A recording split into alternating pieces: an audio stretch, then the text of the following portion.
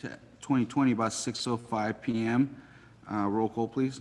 Councilmember McKenzie? Here. Councilmember Hudson? Here. Councilmember Simmons? Here. Vice Mayor Bettacavoli? Here. And Mayor Samayoa. Here. Let's move to a pledge of allegiance. I'd like to ask everyone in the chambers to stand.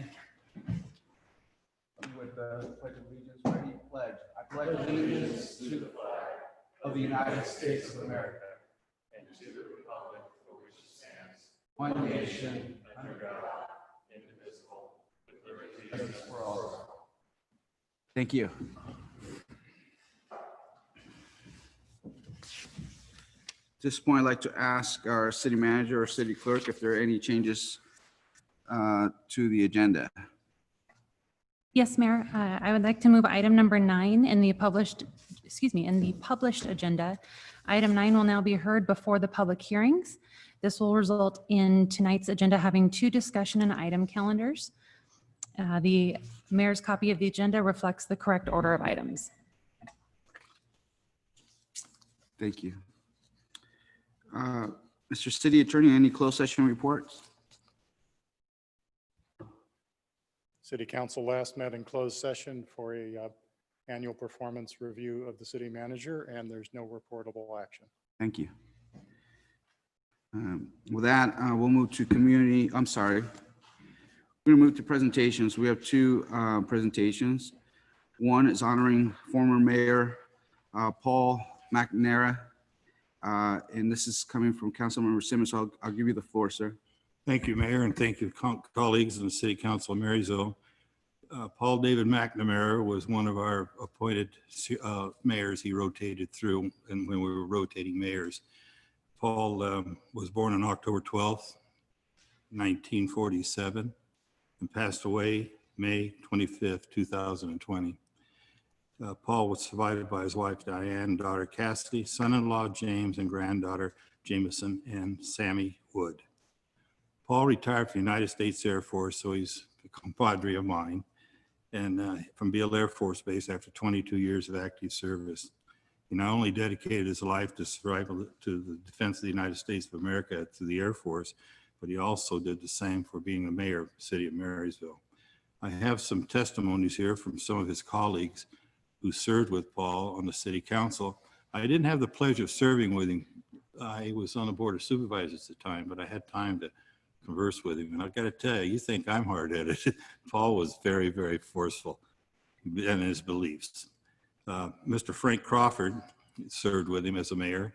He said, I had the privilege of knowing Mr. McNamara for many years as a neighbor, dad, and city council member. He did an excellent job for everyone in Marysville. He will be sadly missed, and with an honor to serve with him as the mayor of the great city of Marysville. Frank Crawford, former mayor. Mr. Jerry Crippen, former mayor of the city of Marysville. I think he was one of the first elected mayors we had. He said, hi, Bill. I contacted Cassie's family and notified got some information from him. He says, Mac was an integral part of the city government for many years. As a council member and then mayor, I relied on Mac to properly represent the city of SACOG. He didn't always agree. We did not always agree, but we could work out our different views into the city's benefits. During our tenure, much was accomplished in the city with Mac spending many, many hours serving beyond any requirement of the office. He was innovative, tireless, and dedicated to the betterment of the city. I have missed his relationship with Mac since leaving city government. He was a wonderful, dedicated citizen of the city of Marysville. And I think, Mayor, that some people will probably be calling in. I don't know if they have yet or not, but if not, I don't want to hold up the meeting. We got a lot on the agenda. But tonight when you go home, just say a little prayer for Paul, because he was one of us and he served the city with great dignity and honor and dedication. And so I felt that maybe with the permission of the city council and the mayor, that we would dedicate this meeting to him rather than dedicating the closure of the meeting when nobody's here to hear anything about it. I think Paul deserved that. As you well know, it's against the law for us to fly the flag at half staff. We can only do that through a presidential proclamation and or a governor. So we're working on, through the city manager, working on getting a flag, perhaps of the city of Marysville, And we'll fly that at half-mast in future. When employees and our elected officials pass by, we'll fly that flag at half-mast. So that's kind of where we're going. But say a prayer for Paul. I'm sure he's looking at us tonight saying, boy, you guys are something else. Well, thank you, Mayor. Thank you, City Council. And if anybody calls in, maybe the mayor will accept that call during the time. Absolutely. Do we have anyone from the public? Mayor Steve White, are you on Zoom? Mr. White is, and we also have a raised hand from Chris Pedigo. Wonderful. We'll start with Mayor White.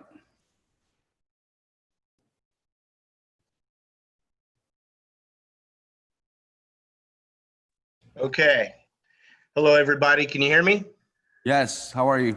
Hello, Ricky. Hello, Marysville City Council members. I want to thank Bill Simmons first for calling me and informing me of Paul's passing. Paul and I served on the city council in the mid-1990s together. And like Bill said, we didn't always agree on things, but we were able to agree to disagree. So that's one of the traits I really liked about him. I was really saddened by the news of Paul's passing. I hadn't spoken to him in about 6 months. And then a few days before he passed away, he contacted me and we talked about some things, especially about teaching. I'm a high school government and economics teacher at Marysville. And he wanted to know how that was going. And so we talked about that back and forth for a couple of days. And then Bill calls me here and tells me the sad news. So I had just talked to him, like I said. He said he was feeling good. Him and Deanna were getting along great. His marriage was wonderful. His life was wonderful. And then boom, that happened. We worked together on the city council along with our first elected mayor. Bill talked about how had a rotating mayor before. Well, Jerry Crippen was our first elected mayor. And we had a fantastic staff at City Hall, and together with the leadership of Jerry and myself and the other council members, we were able to guide the city system some really, really tough times. They were thinking about putting a utility tax in. They wanted to tax the street lights. They're charged for the there was all kinds of things going around. And with the great city staff, we were able to work it out. We didn't have to cut any employees. We didn't really have to cut the budget very much at all. So, and Paul was really instrumental in that as well. And that's about all I have to say for Paul. Deanna, I want you to know I'm so sorry for your loss. And God, Paul loved you so much. And I know you loved him. So take solace in that and try to just remember the good times. I know it's going to be tough. I've been down your road before. And to his daughter, Cassidy. Cassidy was a student of mine, and I've actually known her since she was a little girl. She was a graduating senior that I taught in civics and economics at Marysville High School. And she's married with a couple of kids. And Cassidy, I just want to send a shout out to you. I love you, girl. I'm really sorry for the loss of your father. He was a great guy. I loved listening to his military stories, those 22 years that Bill talked about. He had some stories. And he had a great sense of humor, too. I miss that. I'm going to miss that. So, again, thank you, you guys, for allowing me a few minutes to talk about Paul. He was a great guy. Not only did he care about his country, he cared about his city and his family and all those around him. So, thank you very much. And keep up the good work, y'all. Thank you, Steve. Appreciate it. Thanks for your words. I know probably means a lot to their family. It means a lot. So thank you.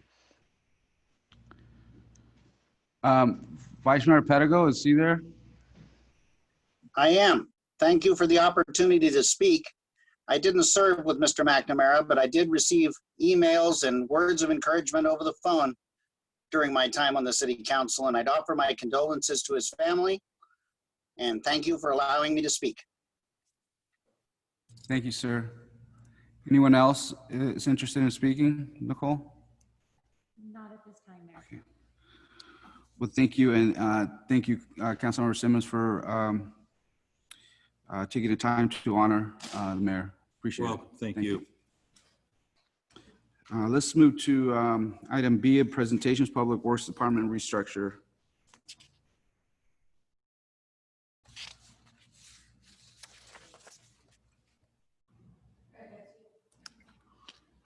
Are you going to put it up or? Mayor and council and public, I was asked to put together a chart of Public Works past and future. In the first slide, you have basically the departmental layout. There it is. As the city has, as the budgets were also in this format. I want to point out in the building department, and you'll see that in slide 2, there actually has been nobody assigned to buildings. So buildings was a budget without any staffing. So in slide 2 is the structure that the council moved to at the latter part of 2019. When a director's position was put back in place, and here I am. Then you had the wastewater division, streets division, and parks division, and the building and grounds, and no staffing within that department. So you had 2 people within the wastewater, and I noticed here we had a reversion in the slides. So ignore the titles within these positions. So these are actually positions within the division. You have a senior maintenance worker and 2 maintenance worker 2s within streets. And the parks, you have 1 maintenance worker 2, and then a second, and then 2 part-time under 960-hour temporary employees, which fall off. And then still currently no staffing within the buildings department. So moving forward to slide 3 is what the budget is going to reflect moving forward as far as departments. You have the department head, the director, you have engineering. And why I didn't include, I'll just go back a little bit, engineering, because under the current structure, engineering is labeled within the building and community development. So it really was not structured under Public Works. So we've moved and separated that. So that would be directly under myself and working with me. Then the administrative assistant within the department, we will split off, which is to community development and Jonathan. And we'll about 30% through the discussions in the department of her time is spent working on Public Works stuff. Then you have the lead maintenance worker, which will be a reclassification. It's a working position. It's actually part of a crew. And then you have the wastewater, which will report directly to, underneath myself. And then you have facilities and parks. So we've merged the buildings and moved facilities and parks together. And then we have the fleet back in there, which services our department and Public Works equipment. Through the chair.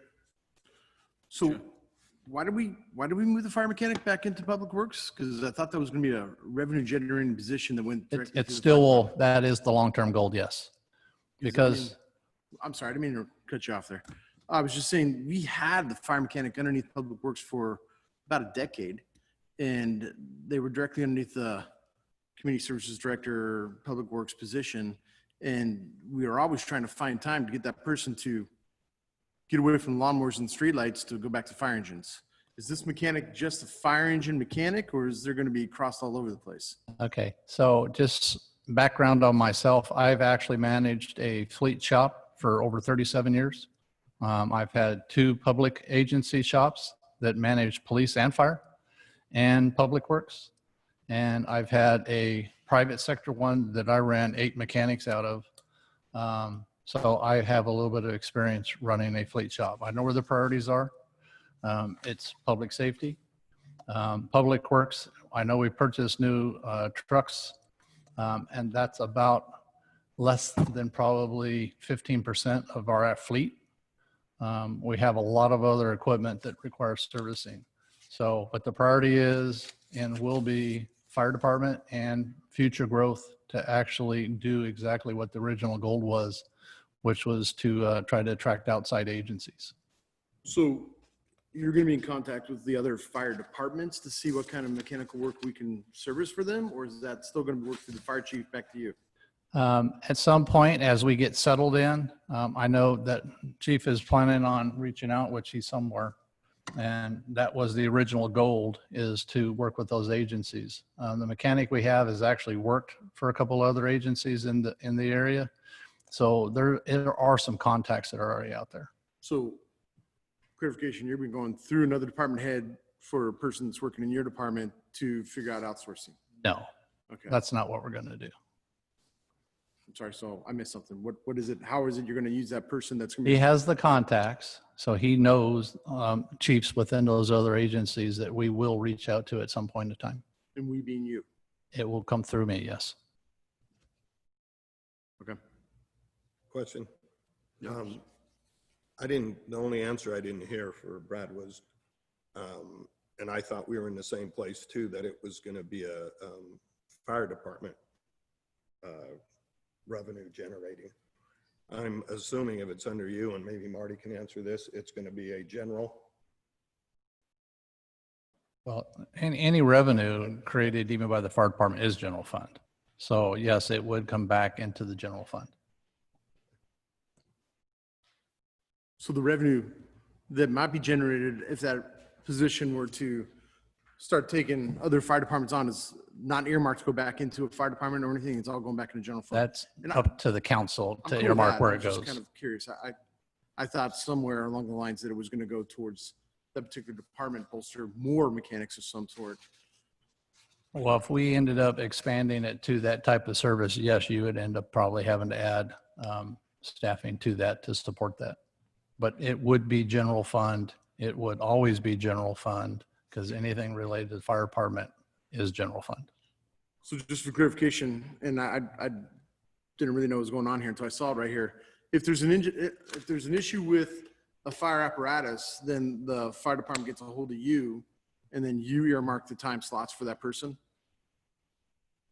The mechanic will manage his time and the notices of equipment going down. His priority has already been laid out, is fire equipment. I just, in past, being the guy that used to wrench with the fire mechanic that was always underneath the public works, it was difficult for that person to get away from other jobs. So That's not, we serve the city. So if the police department needed us for something as an emergency, we would service the police department. okay. Which typically I think all their work right now is outsourced. But that is always an option. Like I said, I have actually had police, and I know who the hardest on equipment is, and it's not the fire department. True. They usually take really good care of their equipment. Well, we've also been blessed with some new equipment coming up here. Yes. So, I mean, there's things to consider there. When I was there, it was very antiquated equipment, and it was in there on a regular basis. Yes. So, If I could just add on, so we changed the position to fire mechanic, that title in the job description, to predominantly focus on fire apparatus and to eventually move towards, it's not going to be immediate, but eventually over the next year to move towards that outsourcing and try to create additional revenue for the city in general to pay for the position, offset the salary. So that's been the focus. And by having the title fire mechanic and not just fleet mechanic, it's really clearly intended to be the priority for the fire department. And then of course it is general fund money. So then it will go back to the general fund and the council will make a decision on any additional revenue that came in from outsourcing that person's work and service to other jurisdictions. Now, you know, is there a hope that it'll go back into the fire department? I think so, but you know, ultimately it is the decision of the council. So, and the 25, so the salary is split 75% fire, 25% in public works. And that's really for those other equipment that we talked about, not really intended for the actual fleet and leases of trucks and things like that. so with what you just said, Marty, and thank you for that. You're saying that it's not our priority at this particular juncture to go seek extra revenue from the other fire departments for some time being. Not immediately, because we didn't, you know, the baseline budget that we created this year doesn't allow for a kind of a fully ramped up utility truck, which, you know, to be mobile. We're going to put together a truck with what we already have, but to really be able to go out immediately and start doing that without, you know, sort of this wait and see approach that I've proposed to the council for the budget this year, we wouldn't really be able to one of the things that's not in the budget is a brand new utility truck for this person at this time, which I think we would really need that to ramp it up. We're hoping that as we move through the fiscal year, we'll be able to revisit the budget. As you'll see, there's a whole bunch of suspended projects and wishes and hopes of the department heads, and one of them is a utility truck for this person. They also have a fair amount of cleanup to do in the department. I mean, there's a lot of work just to get structurally set up to be able to service fire apparatus more efficiently and effectively. So I think these first 6 months will be spent doing a lot of that as well as servicing that apparatus. Okay. Thank you for that. I've seen the way it was before, and I was pretty excited about getting somebody to work directly through the fire department for other fire departments, and I was all for it when it came. And so to see the change threw me off a little bit here. It absolutely is a priority, and that's why we changed the title and the job description. That is definitely the priority, and that's not going to change unless the council wants to change it, of course. Any more questions? Brad, Good at the moment. okay, sir. Just curious, you 75-25, is that going to be cost allocated on a time study for that time? In other words, if I'm over there 75, he's paying for 75% of the time for that person, and he's not getting that 75%. You need to have some type of time study to prove that being We can do that. allocated. We didn't have it planned to do it right now, but we can certainly do that. think I mean, that's- his apparatus is absolutely the priority. I made that clear to the Public Works Director, and, you know, they have a lot of aging and antiquated apparatus, so it really has to be the priority. I think it'd be smart to do that because justify it in the budget.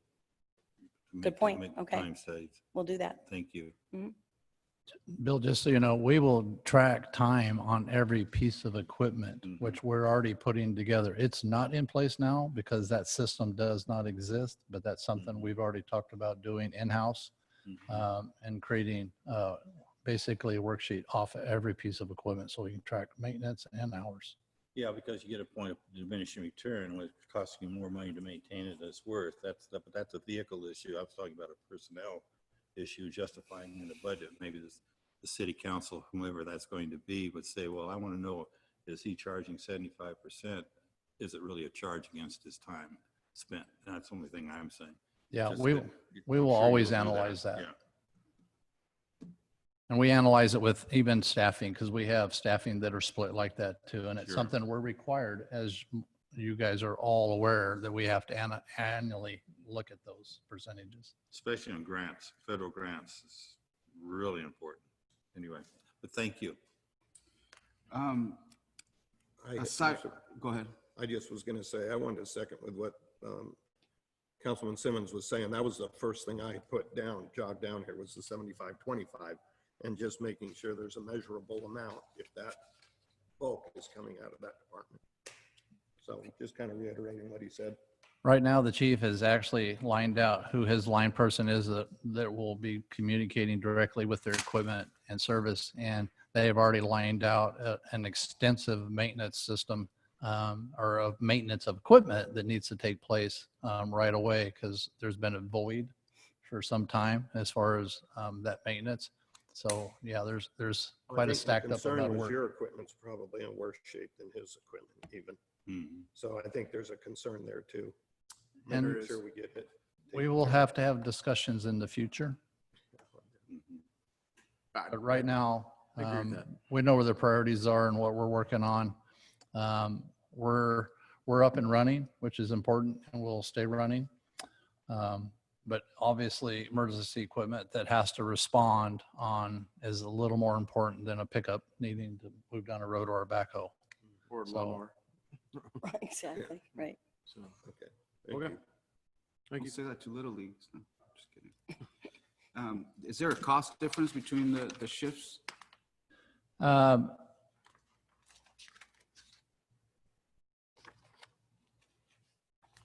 Right now, there will be a reduction if you look at it from the standpoint of staffing from the current thing, staffing with the superintendent. And that will change over time. I was asked to look at this the very first week I was here to look at the staffing levels and the structure. I don't know if we wanted to go into that, but I have said, and I've said it from day one, I would never structure the department the way it was. And I've never seen it structured quite that way with the manpower that the city has. I can tell you, I've had crews up to 40 staffing within Public Works, and I have never had a superintendent with any of those departments. All mine were working supervisors, so they were leads and or supervisors within every single division. And they were all working positions. None of them were guided. In your department, on this new structure, there's going to be a decrease in just personnel costs? If I could just interject for a moment, the immediate decrease is about $10,000 is Okay. what we're looking at with the shift in this structure. Eventually, of course, there's, more maintenance workers. That is a hope and aspiration that we could have some more in the city, certainly. But the way this this is immediate drawn up, change is about a okay. $10,000 Thank you. difference, reduction. Thank you. decrease. I don't want to get too much into the fleet mechanic. I just, is there additional budgeted, and maybe this is a question during the budget presentation, allocated for oil changes or some other stuff for our other fleet? So how we've done that, just so you know, we've actually put all of the parts and oil and all that stuff are within each division or department that will use that service. And so that way the mechanics time is really the time that has to be split between departments, but everything will be charged directly to the department that's using the service. And that's been budgeted within those departments. So each department or mostly I guess administrators, do you guys have a fleet? Do you have a couple cars too? We do. We do have two pool cars, yes. So those folks have some budget allocated for maintenance? Those are both under lease, and I don't know if the lease actually covers maintenance with pool cars. Jennifer, do you happen to know? It does. So those pool cars in particular, because they're leased, their repairs, So all our regular cars are services leased, covered. right? Police department lease, so was that part of a lease that we bought to make sure Yeah. that regular maintenance is taken care of? General wear and Some of tear, it, I don't believe is. Not all of it. In the police cars. Well, police maybe. I don't know Police about car theirs. maintenance, the lease is, Mayor is asking about whether or not, I mean, some of the regular service, the lease covers, isn't that correct? But major repairs,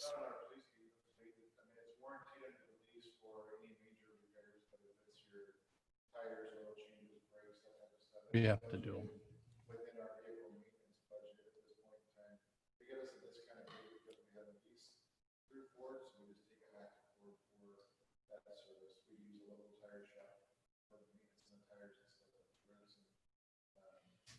So you can go outside to a mechanic outside in the private sector to get that stuff done if you needed to. So, through the chair, who's we? Are the officers going to drive it over there to the fleet, or is the fleet mechanic going to drive it over there to get the repair?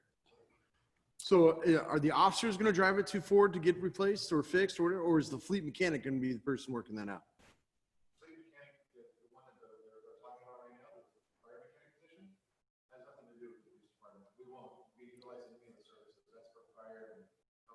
Okay. that's why none of their salary is allocated to PD.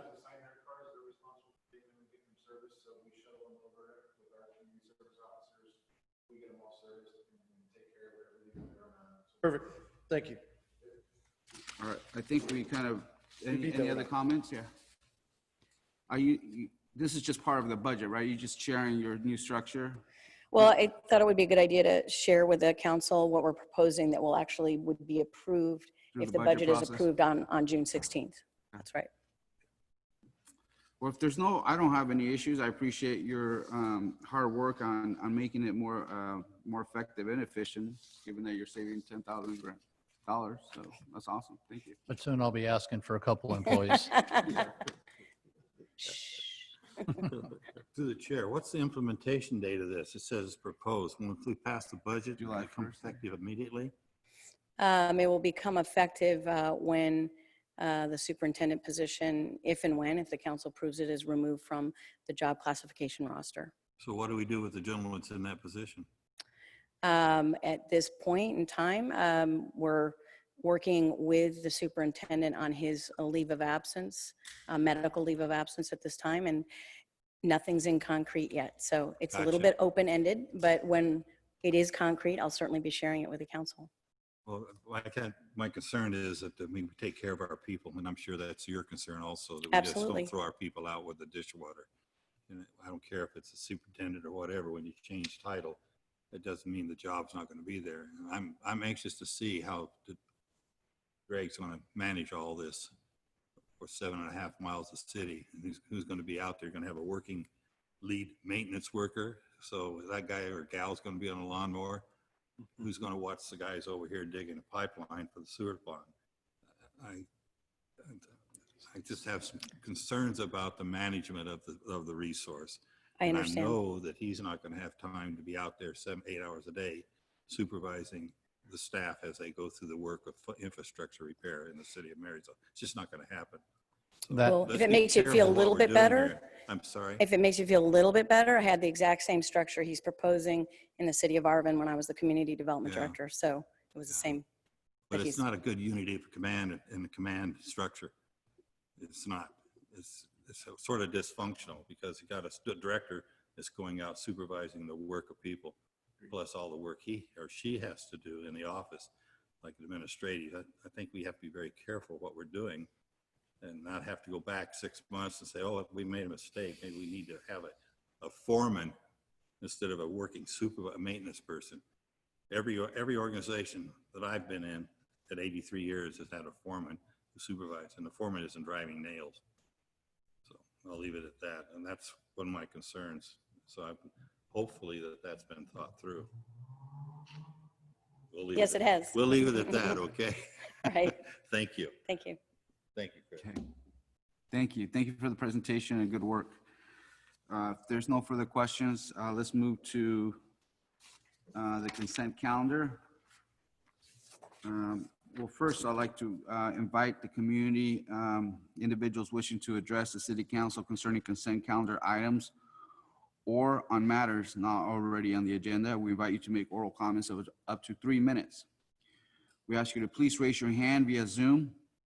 When you are called, we ask you to please unmute. You will be unmuted and you can address the city council. We ask you to please state your name clearly for audio recording. You are requested to address your comments to the council and not to the audience. And we'd let you know that by state law, the council is not permitted to undertake any action or discussion on any item not appearing on the posted agenda. If you have any documentations that you would like to distribute to the council, we ask you to please mail it to City Clerk, 526 C Street in Marysville, California, 95901. Members of the public would like to make comment?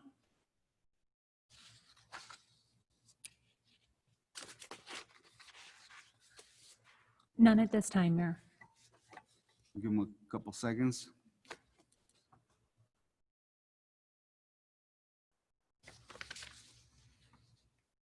Seeing none, we'll move to the consent calendar. All matters on the consent calendar are considered to be routine and therefore approved by one motion. What's the will of the council? Move to approve, Mr. Mayor. Second. Motion by Mr. Simmons, second by Mr. Brad Hudson. Roll call, please. Councilmember McKenzie? Aye. Councilmember Hudson? Aye. Councilmember Simmons? Aye. Vice Mayor Redicavoli? Aye. And Mayor Samayoa? Aye. At this point, we'll go to discussion and action calendar, item number 9. This is to receive council direction to produce a farmer's market event in place of the city recently canceled annual Peach Festival event. The recommendation is to pass a motion to discuss and receive council direction on whether to produce a farmer's market event in place of the recently canceled annual Peach Festival event. This comes from our city manager, Ms. Brown. Ma'am. Good evening, Mayor, Vice Mayor, and council members. At the May 19th meeting, there was a discussion about whether or not there should be a replacement event in light of the proposed canceled, and then you took action on and canceled the Peach Festival. What Sapphire Marketing and myself heard was a lot about a possible farmer's market event. And so Dee Dee Brady of Sapphire Marketing, who's also on the line, and she's going to help me pitch it on this item. We discussed it and she did quite a bit of research. And as you can see from the staff report, there's several bulleted items. Certainly it is possible to do something like this It's also, she thought that it would be possible to secure 10 to 12 vendor booths. But I think the concern, one of the big concerns is that until we reach phase 4, we certainly wouldn't be allowed to be having live music or any other kinds of activities that would encourage gatherings and congregations of more than 10 people.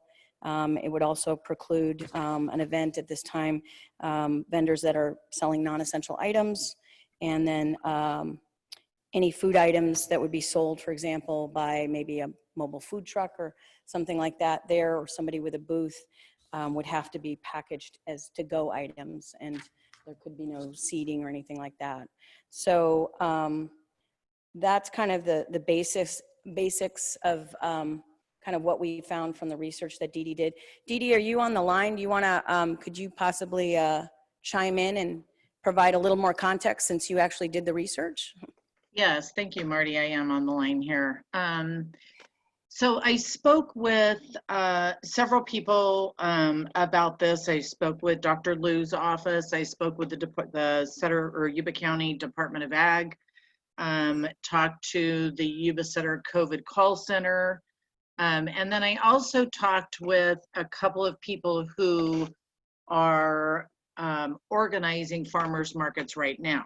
One being the Yuba City Farmers Market at Town Center. I spoke to Desiree Silva, whose family has been putting on that market for 19 years. So they have a very good grasp of what they can and can't do. Marty and I also spoke with Jessica at the Sutter County Museum, who just started their first farmers market. And really what it boils down to, I think Marty said it very well, is we can do a farmers market. It would be basically just certified producers at this point. We would not be able to have music. We would not be able to have non-essential food items. Any food items, such as a food truck that we would be able to get, would have to be prepared to sell food in this environment. And so, you know, I think 10 to 12 is at the high side, the most we could get. I don't know that we could get, you know, sponsors, since we don't have the rest of it. We can't do music at this time, and they said they thought it was doubtful we would be able to by then, because with music, then people congregate. They stop, listen to the music. They're not constantly moving like they would at a farmer's market or a grocery store. So I think if we still want to do an event of some kind, if we want it to include music, I think we should probably revisit the idea we talked about before about having it in September or whatever date Councilmember Buttacavoli was speaking of for the last music in the park that of course had to be canceled this year. Because if we do it the same date as the Peach Festival, then I mean, I think what we would probably end up with is, I don't know, half a dozen booths, somewhere between 6 and 12. And I think, you know, the Yuba City, the town center farmers market had a pretty good crowd.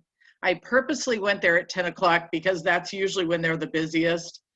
And then Desiree told me that for some odd reason, everybody came right at 8 o'clock when they first opened.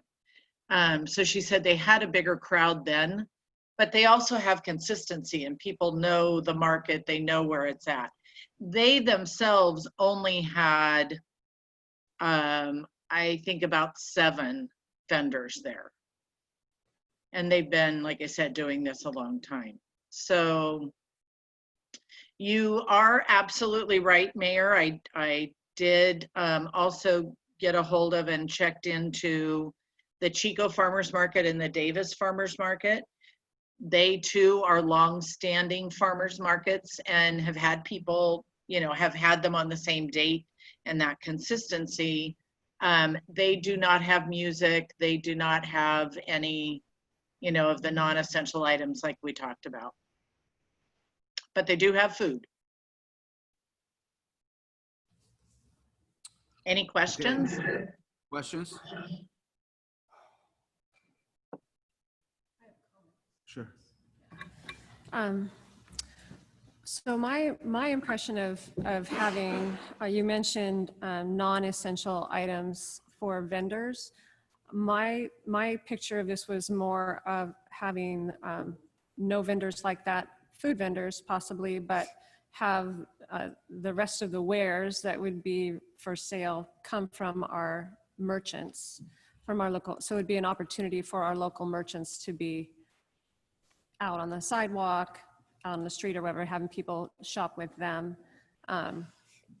So, and then I also, would we think about having a DJ or something, having some other music that's just ambient music down the street that would be something to enjoy, but not necessarily a spot where people would congregate. So those are my two thoughts on that.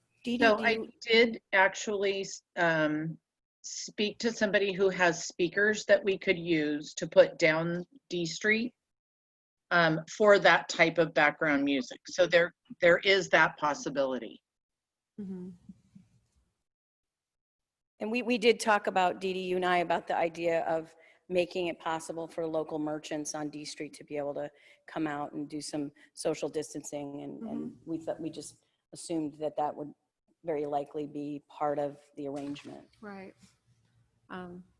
Right, but not to, I wasn't picturing inviting outside vendors at all. We just wanted to make sure we covered all the bases Oh, yeah. in terms of what's possible. So yeah, Right, but I yeah. agree. And I know food trucks- it doesn't seem like it, but last year's Peach Festival, we only had 4 local farmers there. You know, we had it filled with other food items, but actual farmers market type certified producers, we only had 4, and one, I don't know if he would be back. There are 3 that I would believe, I would hope would come back for something like this. I know they would come back to the Peach Festival. How many local food trucks do we have? Do you know? I don't know offhand. I know just from seeing them like at the high schools at lunchtime and that kind of thing, there's maybe a half dozen or so. Mm-hmm. County tried to put together a food truck Fridays once a month.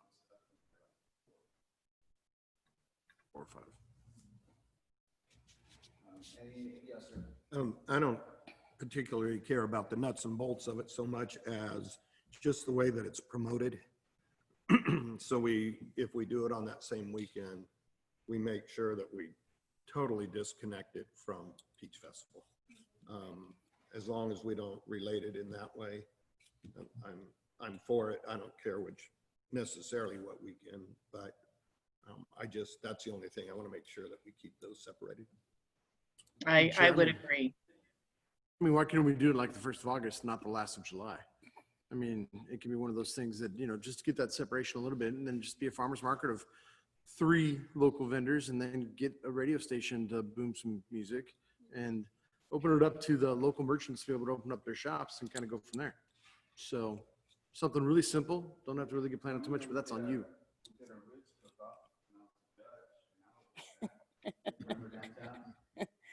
It says I'm blowed out, but I do like the food trucks and I do like the farmer's market idea and I do like doing it in 1st of August instead of end of July, personally. And then the music can be done by a local radio station. And it sounds simple and easy to me, but I'm not doing the work. Wouldn't you kind of think that a farmer's market would be during the harvest season of what produce is being harvested?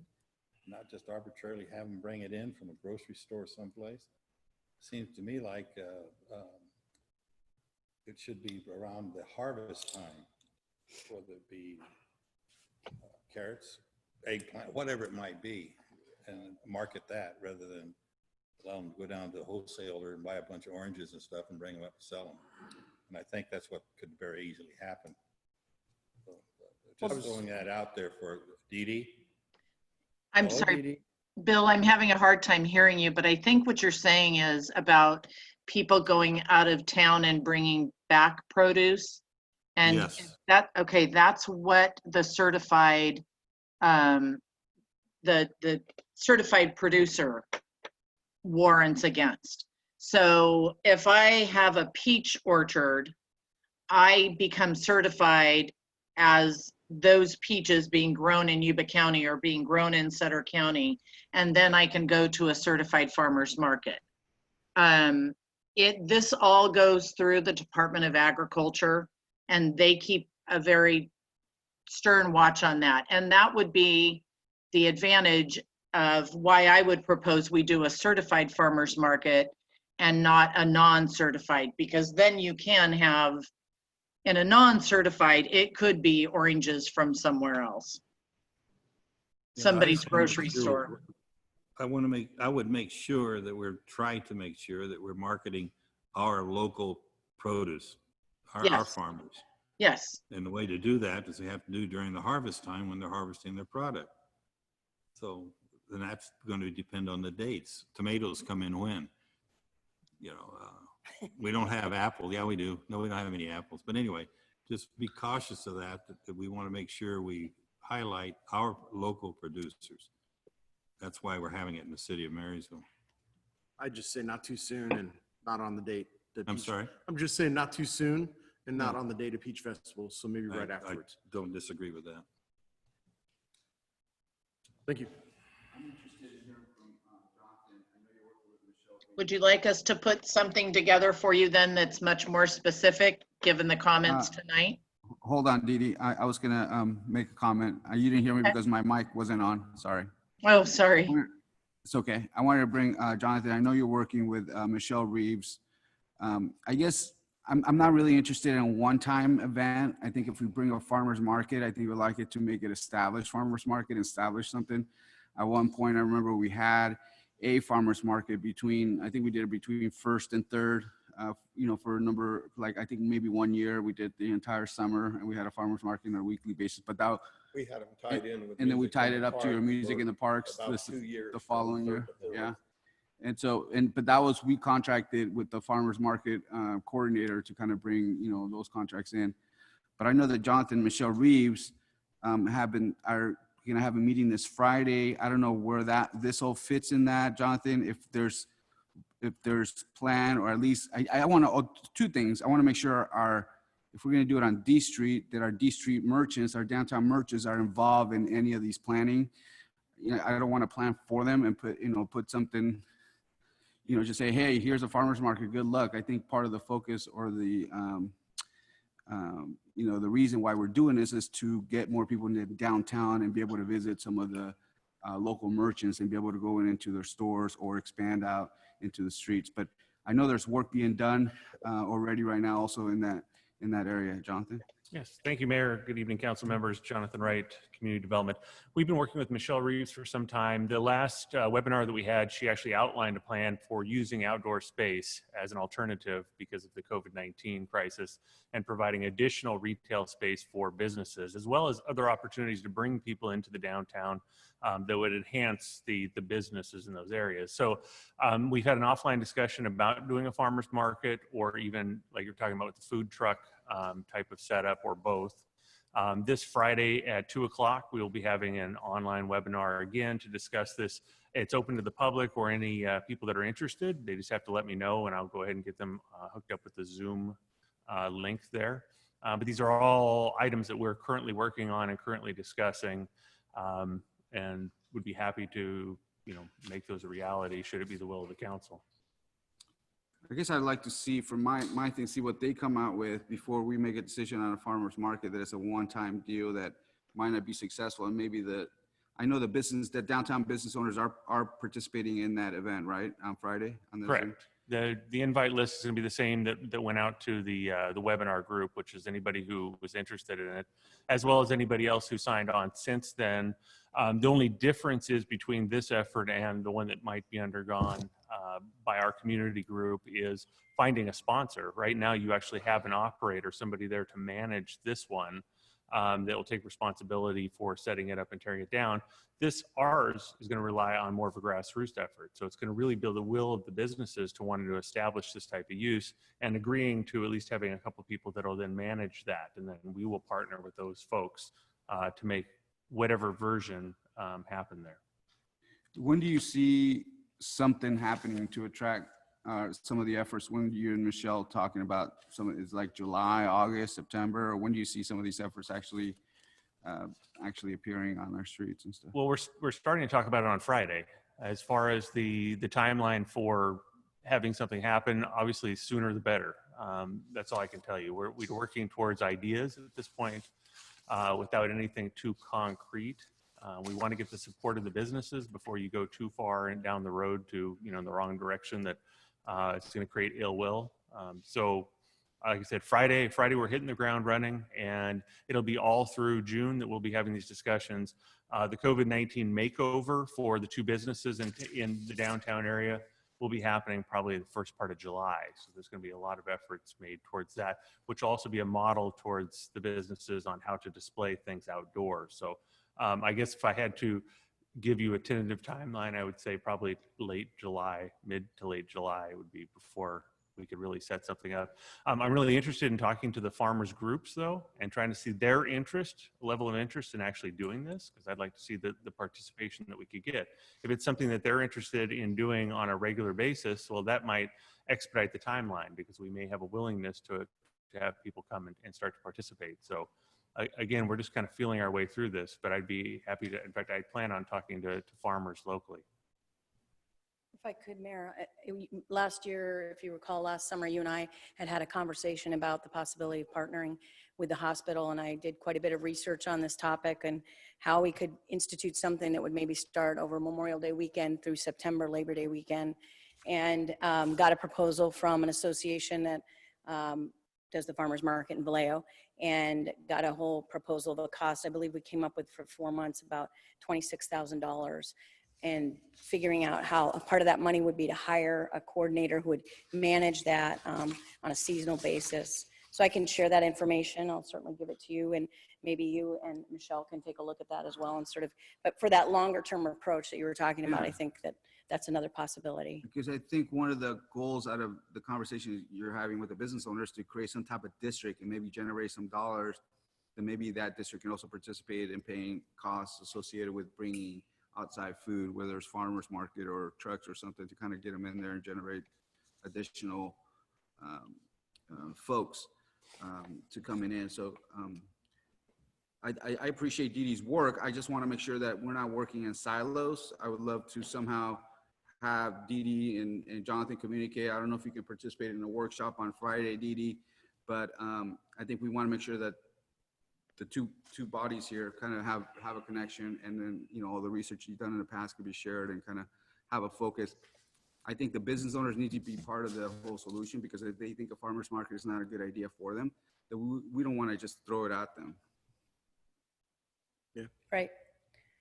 Tonight was just sort of a response to the 19th. I thought I heard a really strong interest in doing something in place of that event. So this is entirely, the discretion of the council. I guess I'll just ask the council if it's okay to maybe allow Jonathan to maybe see what they come out in their work Friday, and see what type of input they get from Friday. And maybe one of the things you can ask the public is their interest in implementing. In my mind, I think it should be more a long-term commitment from a farmer's market, because there's food coming from not only summer, but you have winter vegetables and you have, spring vegetables. So it could be throughout the year where you have a farmer's market. Through the chair. So Marty, when you brought this up to us on the 19th, it was you, Dee Dee, and Carrie. We had a contract with Sapphire to do 2 events. Peach Festival and the Christmas Parade, that's correct. So have we changed that, and they're doing We're in the this for us process of now? bifurcating and separating those, yes. So they're going to still do our Christmas, and they're helping us out with this right now. Right. Well, we afterwards, we talked about it and it seemed like the reaction to canceling was, could we do something else in place of? Awesome. And so that was, we just did some preliminary research and came back with this proposal. No, it's good But I mean, thinking. if the council would rather continue it and wait to see something else. And we were thinking of a one-time event to replace the Peach Festival, really. And that's all. We weren't planning the long-term that the mayor is just talking about, which is a great idea. And I think the city would really benefit from it. And if we can bring in the hospital as a partner, like you and I talked about, Mhm. I think that's another great possibility. There's a sponsor opportunity there. No, I like it. Thank you. Absolutely. Clarification there is what I was looking for, because I like both ideas. A one-time replacement and or long-term. I don't know if you want to do it in silos, as you called it, or if we could just figure something out. Well, I guess for me, let's hear from the business owners at least and bring that out to them, because they might want to have some input on whatever it may be. I don't want to come up with the answer for them. One other thing I would just add that I didn't mention in my initial presentation is there is a fiscal impact here. Unlike the Peach Festival where it's almost a wash, in this case, we would be spending somewhere between, Dee Dee and I did sort of a back of the envelope, but thought it'd be at least $5,000. And there's no way to really get sponsorship for this kind of an event. So there is an associated cost certainly for this one-time event. That's through Sapphire. Correct. Okay. But that dollar could be used for something else that they're working on over there. It would be coming out of your community sponsorship fund currently. Okay. So, and you'll be seeing a little bit more about that later in the budget presentation tonight. So that would be coming out of we hadn't budgeted for the Peach Festival yet. It would be in next year's budget. For the this Peach event? Festival, yeah. Yeah, well, for the replacement event would be in this year's budget upcoming, the new fiscal year. Okay, Yes, okay. that was the intention. To the chair. Yes. I know I'm not sure if you were talking about a seasonal farmer's market or a yearly farmer's market, but if you want to do a seasonal, I know a great music in the park event that you can gladly take over. Most cities are the ones that run those, not they not are. a community member. So, And the hospital would be willing to maybe support that. and I have a great structure, great sponsors. So you could I just want to, gladly I think I want to see a continuous thing and then get the downtown business owners to say, yeah, I think that's a great put that idea. in there. Dee Dee, I'll be glad to share all the information with Dee Dee and Jonathan. And I said I would do it 10 years. I'm coming up on 10 years, so All right. it'd be Warning. time to pass it on. It's a warning label. Okay. Any other comments? I guess the Mayor- input is, yes, ma'am. I would just like to say one thing. Once we become certified to have the farmer's market, it will work whether it's a one-time or a season long. So the work that we go through to get this started will carry us through. Okay. I guess I'm interested in even, I think the music in the park added to the downtown, but I can tell you, I remember people complaining that there wasn't any parking on 3rd and 5th and that it was best to have it between 1st and 3rd, right? Remember, there's a back and forth. Anyway. I don't care where they have it. No, I know. I just want I want that downtown businesses to give. I input. got to tell you, honestly on that, though, wherever the logistics are, there was only really one person that really And he's selling was his against business. having it in that particular spot. But it was tied right to the music, so you were at the music and you were at it. But I'm with you, Mr. Mayor. I think we have to get the community to buy in on it and want to do it. And then if they want to block the street, are willing to. Absolutely, that would be your next step. Yeah. Okay. So So let's this hear is a from wait and see? Jonathan. Let's wait and see what comes out of Michelle Reeves' work. And hopefully we can get Dee Dee to participate on Friday. That'd be great input because she's Yeah. already. done a I lot have of it on my work. calendar. Thank you. Thank you. And God, I was gonna say one more thing.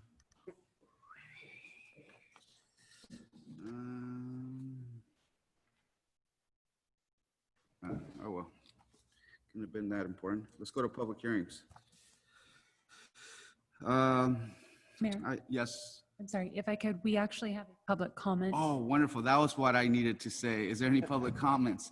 Any public comments, please? Yes, first we'll be hearing from Stuart Gilchrist. Yes. Sir? Hi, thank you. So I really don't have to say anything because after just witnessing what happened, I can tell you that Friday, everyone's going to be on the same page.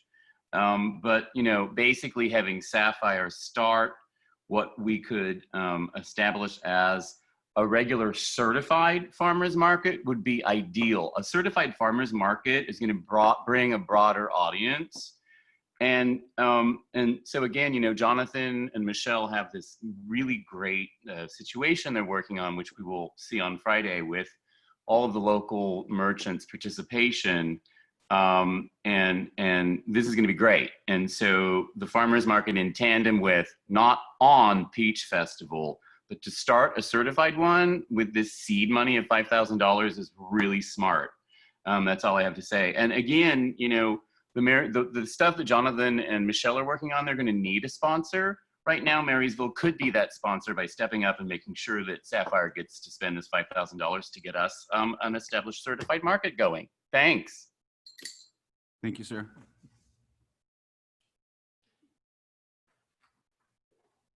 Do we have another member of the public? No further. Okay. Thank you for that. That's what I was in my mind. What do I need to do next? There you go. Item 4. Let's move to approve resolution. The question is to approve resolution to add a California Environmental Quality Act, also known as CEQA language, to the previously council-approved ballot measure text to impose, amend, and modernize the current cannabis business tax. Recommendation is to pass a motion to 1, open a public hearing and receive public comment, and 2, approve the resolution to add the California Environmental Quality Act language to the previously council-approved ballot measure text to impose, amend, and modernize the current cannabis tax. Ms. Brown. Mayor, Vice Mayor, council members, this my staff report mentions there's only one change here from the resolution that was brought before the council back at the end of March. And that is the CEQA language that we needed to add. So there is no other change beyond that. David McPherson of HDL is on the line here.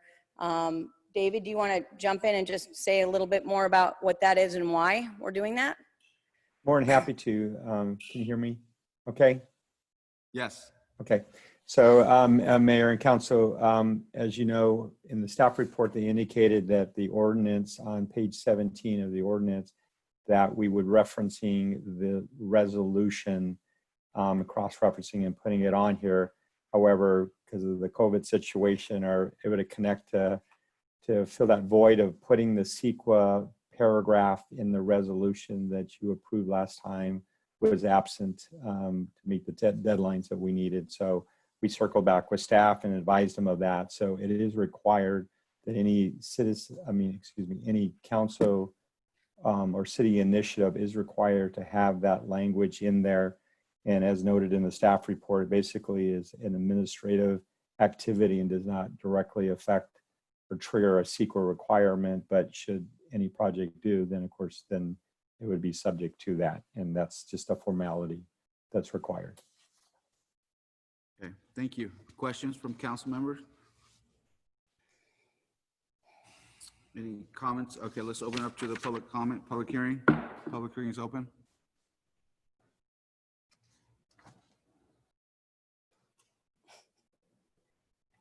No public comment at this time. We'll close the public hearing.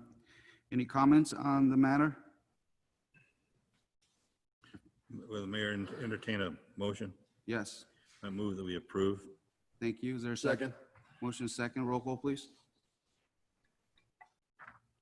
McKenzie? Aye. Councilmember Hudson? Aye. Councilmember Simmons? Aye. Vice Mayor Bettacaboli? Aye. And Mayor Samayoa? Aye. Motion is approved, a vote of 5-0. Thank you. Let's move to item 5, amend Marysville Municipal Code Title 13.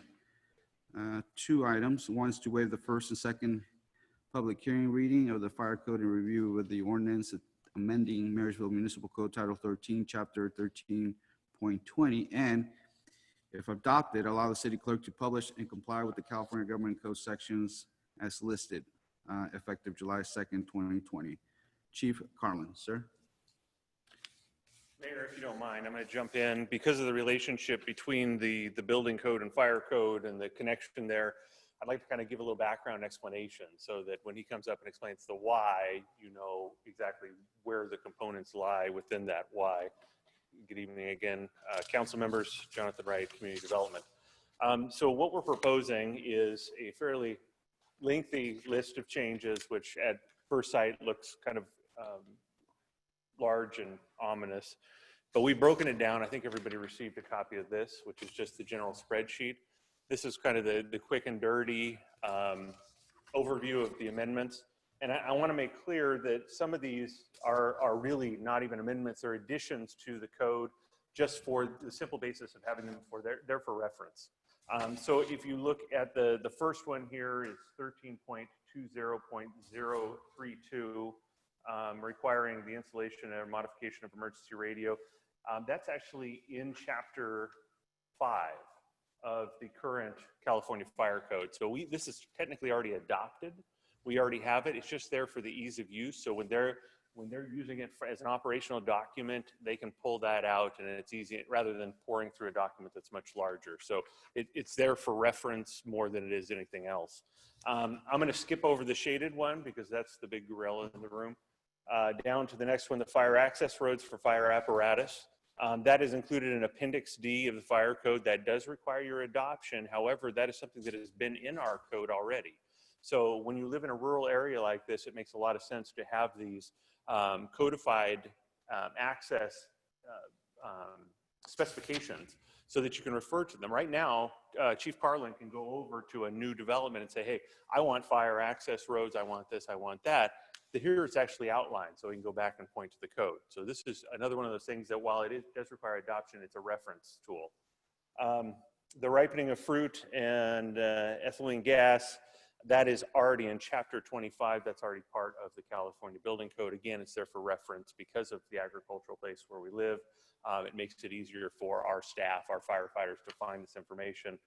Fumigation and— Are you talking moonshine? Moonshine, yes. That's, if anybody wants to do that, we'll work with you downtown on D Street. We're going to call it a distillery and we'll get you licensed. Distillery. And so fumigation, insect fogging, again, that is contained in chapter 26 of the current fire code. There's no real changes substantively there. The on-demand fueling operations is chapter 23, I believe. So again, those are there for reference more than anything. There's some minor tweakings to the Marysville, to the Marysville code portion of it, but it's nothing that's really substantive to any major change or any cost to our businesses or operations. So the issue of the evening really comes down to the fire sprinkler provisions, as I see it, unless anybody's got questions about any of the other code provisions I've gone over. Any other questions on those matters? Or are we all right with them? So these are already in code. Those are already in code, except for D. D is an appendix, but D is something we've already been using in our code. Gotcha. So, okay. Moving on. So I'd like to give you a quick overview. Actually, it may not be so quick because there's a lot of group. So if I was a council member and I was looking at this or the general public and go, what the heck's an A1 occupancy, A, B, E? So I'd like to really quick spell out what those are just for the general public as well as the council. The A's are what you call assembly groups. Assembly groups include A1s are motion picture theaters, symphony and concert hall. A2, banquet halls, casinos, nightclubs, taverns. Assembly group 3 is bowling alleys, courtrooms, dance halls, gymnastics, so large gathering spaces. And it gets even larger with A4, which is swimming pools, tennis courts, skating rinks, arenas, and so forth. If we scroll down, the B occupancy is your business group. That's kind of a catch-all for your retail operations, food processing, business and professional offices, and so forth. E is your educational group that deals with schools, educational facilities. F is your factory group, so that's the processing of different materials. Underneath there, that's called out woodworking operations is one of those, but there's many different types of F classifications. H is your high hazard area. Those are where you have processing of flammables and explosives and so forth. There's different categories of H, but they all basically are bad news to the fire department. I is in your institutional group, so your jails, your rehab facilities, things like that. M is your mercantile group, which is kind of an interesting, it includes wholesalers and bulk merchandise folks. The R's are where you get into your residential side. So you have your R1, which is your hotel motel, R2, which is going to be your apartment houses, R3, which is your single family dwellings, and then you get down to the S's, which are storage and things that we don't have a whole lot of, like parking garages. So just as Chief Carlin is proposing, I just kind of want to go over these one more time. In the assembly group, he's proposing to cut the assembly area in half. So what would normally be buildings larger than 12,000 square feet in area would go down to 6,000 square feet. The occupancy load greater than 300 is actually consistent with the current code. Occupancy, the A2 buildings, anyway, all of the A1s are proposed square footage wise to be cut in half. The occupancies are consistent with current code. The business group, that's 5,000 square feet is half. Current code requires 10,000 square feet or an occupant load of 100 or more. Education group, there's really no change there. Factory group, that's another cut in half from 12,000 to 6,000. Woodworking operations and the area is 12,000 or 2,500 or greater is actually consistent with current code. Occupancies and high hazard, anything he's proposed there is consistent because it's always required to be sprinklered. Industrial groups, or excuse me, institutional groups, mercantile groups, buildings 6,000 square feet, again, that's a cut in half from 12,000. You actually get down to your residential and it's consistent because now you're required to have sprinklers in all residential buildings. Say that again, Jonathan. You're what? You're now required to have sprinklers in residential occupancies. New. I thought that was only in specific areas. It is R1, R2, and R3. It's all And new. that's by the state? That's by the state. Because I thought it was fire areas only, just like, and the only reason I ask is because there's fiberglass in the same thing if you get in, such as the foothills. So you're saying every residential occupancy? Yes, sir. Now requires sprinklers? New. Brand new. No, I know. Or if it changes, I know. alteration. Brand new fire code. Our group, let's see, let me go down to automatic sprinkler systems installed according to, okay. Hold on, let me get there. Been like that for a while, Bruce. New construction and residential has to have sprinklers. I thought it was only specific areas, because that's where we're doing specific areas with the fiberglass. So I assumed the sprinklers was the same way. Obviously not. So sprinklers are required in all our occupancies. On new construction. On new construction, correct. Right. No, I knew it was that. Or if the structure is changed. Well, let's get there. Hold on. Okay. Jumping ahead. Yeah, you're jumping. Let's get down to the end here. So the storage groups, confusing. Those have been cut down. So to your point, Mayor, the current code says new construction or addition. What we're proposing here in this code would apply more generally. So if we go back to the beginning of the fire sprinkler requirement section, it would then apply to alterations, additions, or repairs with any 12-month period exceeding 50% of the current assessed value. Now, using 50% as a cutoff is very consistent. That's what FEMA uses for substantial and non-substantial improvements. 50% is used in ADA requirements. There's a lot of 50% language out there. So if a building were to be damaged or predominantly destroyed and the repair cost exceeded half the value of that structure as is current in the assessor records, it would be required to have fire sprinklers. That is different. At least as far as the alterations or additions, because when you're dealing with building code, you're dealing with occupancy. If you already have a residential occupancy currently and there is a renovation to take place, it most likely would not require sprinklers. Under this, depending on the scale, we'd have to look at how much the value is, but it may require sprinklers. That's the only On the entire facility or just that new expansion? on the area in which the permit is subject. The new area, The new area, or the area being modified, whatever the case may be. not necessarily the old area. Because you're probably dealing with multiple occupancies, and you're not changing one occupancy, you're just dealing with the other occupancy. It would apply to new occupancies too, and I'm going to use the downtown buildings, although that would require sprinklers anyways. But if it didn't already have residential upstairs, then you're technically, whatever it was before, was a storage, was a mercantile, whatever this code was, you're now changing it to an R class. So you have now changed the occupancy. It would have to meet current standards. Through the chair. Yes. Looking at our R1, R2, and R3, R1 being single residence. R3 single family. R2 it actually being goes in reverse. two-family residence. It's correct. And R3 being neighborhood apartments. We have quite a few buildings, houses in Marysville that are single-family dwellings that have multiple family living with them. Now, is that going to affect this fire code issue? Because of the fact you drive down like Covalod, you see 7 cars parked in one single-family dwelling with 3 houses, 3 bedrooms. And there is an ordinance on that already about how many families can live in a single-family dwelling. Are they asking for a building permit? But I don't know. Well, that's the trigger here. So if they're asking for a building permit, then it depends on what they're doing with the alteration. But the occupancy itself, with the amount of people in there, not sure that's something that the council wants to even get into at this point. Didn't you say the residency, the occupancy rate of the house determines whether the system will be up if it's modified to be the occupancy, if it changes to a residential occupancy, meaning that it's being converted for the purpose of habitation. Yeah. But value is I didn't say how many people would habitate. It's just if it's being converted for habitation. Same thing like if you want to own 2 dogs, we don't regulate that. But, okay. But I'm not comparing dogs to people. I'm just saying there's certain things out there.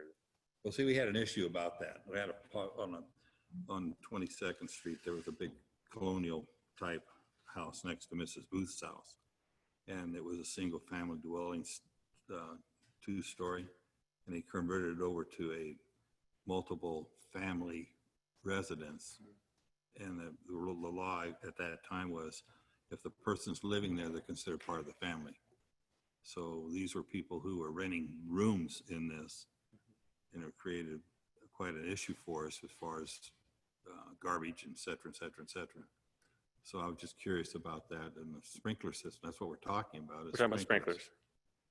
So would that be required if you have multiple people living in a single family dwelling and they do a modification, like make the garage a bedroom, give an example? No, because we're only looking at the space in which they're doing the modification. Okay. There is a definition for family out there, I believe, which describes people that are related by blood, marriage, and all that other thing. You don't have to be body. I mean, you don't have to be, not unless we had a real compliance issue, would we probably look at that. Okay. So anyway, I'm going to cue it up to the fire chief and let him kind of go into the why. I just want to go over the building code side of it so everybody's clear. Okay, thank you.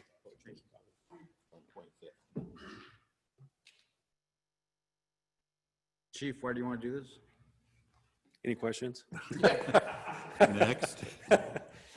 Well, from the fire side of things, I've shared some conversation with you folks, but it seems prudent to look at sprinkler as a option for fire suppression, especially in either new construction as it's coming forward, and especially larger buildings, or in some buildings that we have seen a couple occasions where they want to do a major expansion project. So I think this is a good benefit. Sprinklers are way more affordable today and easier to get your hands on, with a lot more incentives, from loan incentives to tax credits to insurance reductions.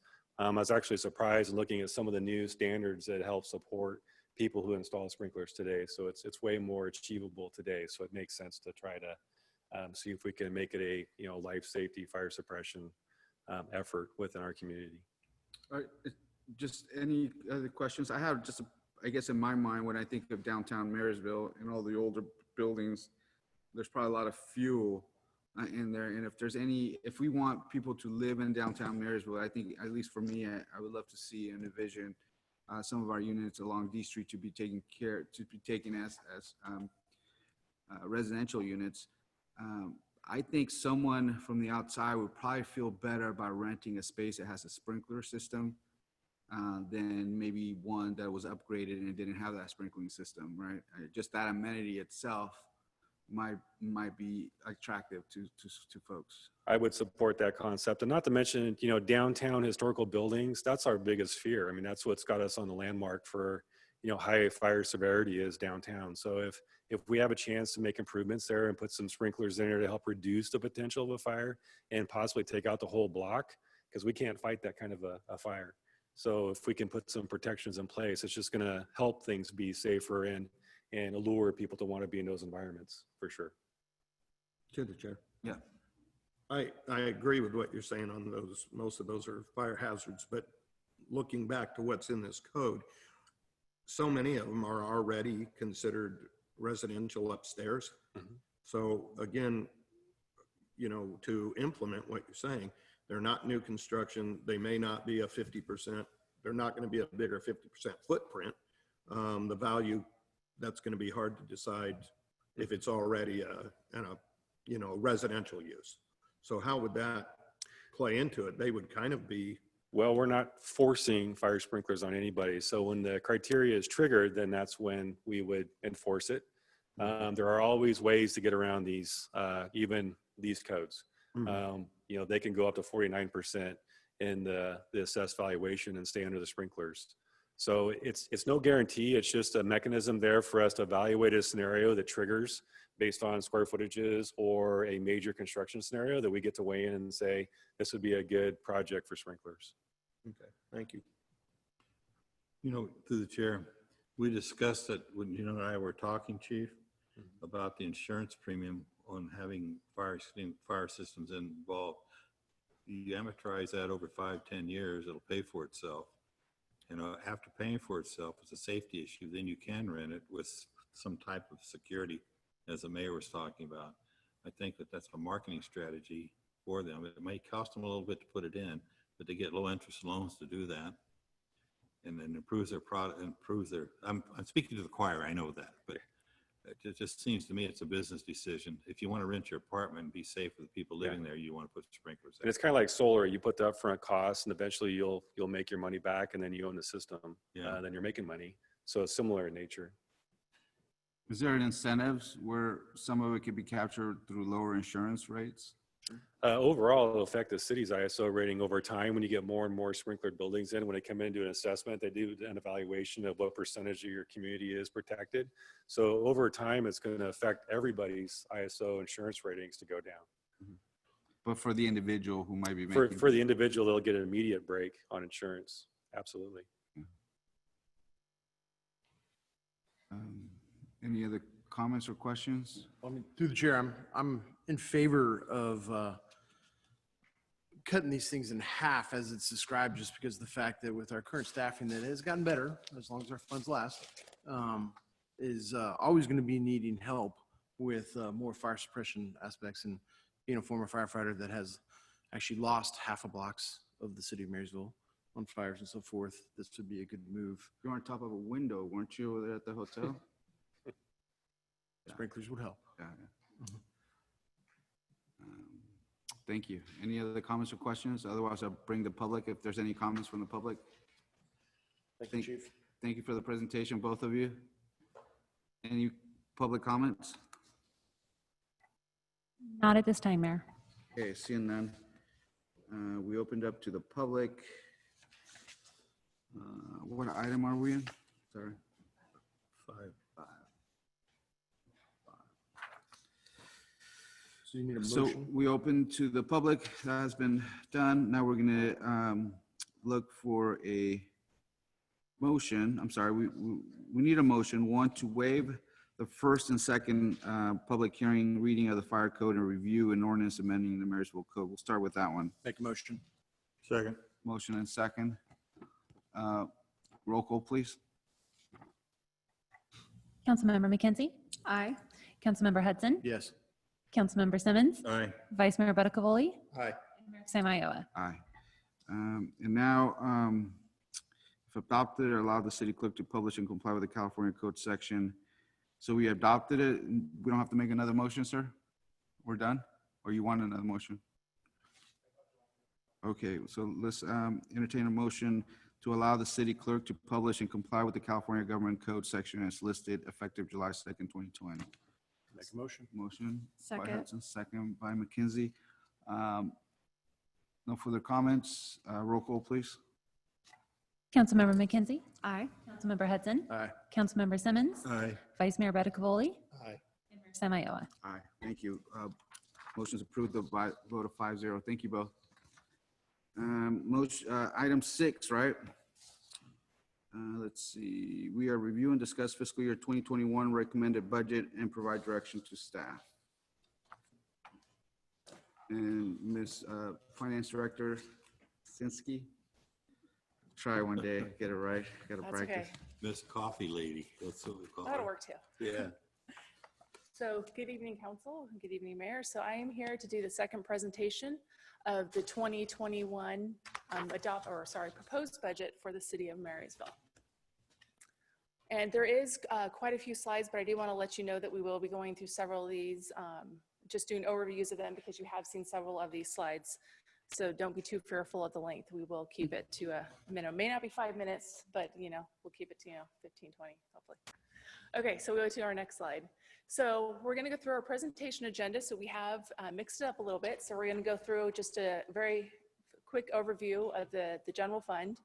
We're going to go through our proposed expenses and our suspended department priorities. We're going to talk a little bit about the 1920 council priorities and then what the next steps are. So again, we're going to start off with is preparing this budget this year. We did use some principles that were different than prior years due to COVID-19. So again, we've just reminded you of those principles that we brought it back to. So it is a baseline budget. So we have pulled out anything above and beyond the basic level of services. And the other thing I wanted to remind the council is as we built this budget and we worked with department heads, is we also went through every single line by line, and adjusted it accordingly and looked at a 3-year history of that line, whether it was a revenue or an expense account. So we don't have it built into the budget that we have a set amount and we have a set CPI on every budget line that automatically increases. Sometimes cities will budget that way. Ours was not done that way. It was done with a 3-year analysis and a line-by-line budget on every item. So if we were not spending an item consistently for 3 years, we made sure that we decreased that budget or increased it accordingly. Okay, so we go to the next slide. The other part we wanted to just do was a quick overview of our reserve policy that was set just due to COVID-19. We felt that that was a good thing to bring up again. So again, the reserve policy that was approved on March 19th of 2019. Within the reserve policy, we created a committed fund balance for unforeseen emergencies or disasters or significant changes to the economic environment. So under that category of committed fund balance, we have an item called a catastrophic and economic contingency reserve. So within that is where we talk about the city maintaining a committed reserve of a minimum of 20%, hoping to get back up to that 30%. So within that, it also talks about that if we are to go below 20%, that the reason why we would is because we would need funds to mitigate our annual revenue shortfalls and use our reserve to provide basic operating expenses for approximately 60 days or more. So looking at that, I've actually done a little bit more research into it, and the reserve can be used for unplanned major expenses such as catastrophic disaster or a drop in projected actual revenues of more than 5% in property or sales tax. So obviously in a year and a half ago when we built this and we were having, our reserves were going up, we had built something in for a COVID impact or a health scare or some catastrophic event that we would make sure that we would have the reserves to be able to cover it at that time when it came up. So it is built into our reserve policy that we keep the 20%, but if we need to for basic services, that it could be brought forth if it came under one of these catastrophic economic reasons. And then through this, we'll also be working with the City Council to continually develop a 1 to 5 year plan to replenish our reserve because as you can tell with the budget coming out, that it has gone down and it may continue to go down for the next fiscal year or so, depending on the continual impact of COVID-19. We also will be attaching a copy of the reserve policy to in 2 weeks when we come back for final. I'll also attach another copy of the reserve policy for your guys' review before we finalize the budget. So this is just the basic overall slide that we did present at the last council meeting, which pretty much shows the last 4 years of our actual expenses for 17-18, 18-19, what we estimate for 19-20, and then what we have projected for 2021. Obviously, it comes as no surprise that we've been talking about that our expenses are expected to exceed our revenues for the next coming fiscal year. So go to the next slide. So there has been a little bit of adjustment in these numbers since the last time I was here 2 weeks ago. That is due to we're continually, as we talk with council or continually talking with department heads or other items come up, we've done a few minor adjustments to our projections. Obviously, the audited beginning fund balance as of June 30th, 2019 remains the same. We are looking at our projected revenues at being just over 10.6 million, and this is for the general fund, and our recommended expenses at just over 11 million, with leaving us a projected ending fund balance of 2,369,195, which is a reserve balance of 21.49%. Question to the chair. Are we required to have a balanced budget by 1 July? We can't balance in arrears. Don't we have to have a balanced budget even if we have to tip in reserves? Correct. That would be considered a balanced budget because you have it within your reserve policy to use part of your reserve to because the fact that we're being impacted by our sales tax going down, that you are allowed to dip into reserves to be able to bring that. So my question is, we do have to have a balanced budget by the beginning of the fiscal year. Yes. Okay. And we're going to do that by pulling money out of the reserve balance. Correct, we are. Thank you. That's the request that we're asking. Thank you. Hasn't been decided yet until you guys approve it. Get to the crust of it. So that's the request of the budget. I did want to say that it is a little bit better of an ending fund balance than we were talking about 2 weeks ago, because we did do some further research on Recology, and they have come back that it does look like their expenses are going to be pretty much status quo for this year. So we did not include a decrease. We didn't include a CPI for this current year, but we kept it status quo. And then the other part is we did add an extra $100,000 into the projected amount for a Measure F. So instead of projecting $300,000 for this fiscal year, we've moved it up to $400,000. So that's why you do see an uptick there in the ending fund balance and the reserve balance from the presentation a few weeks ago.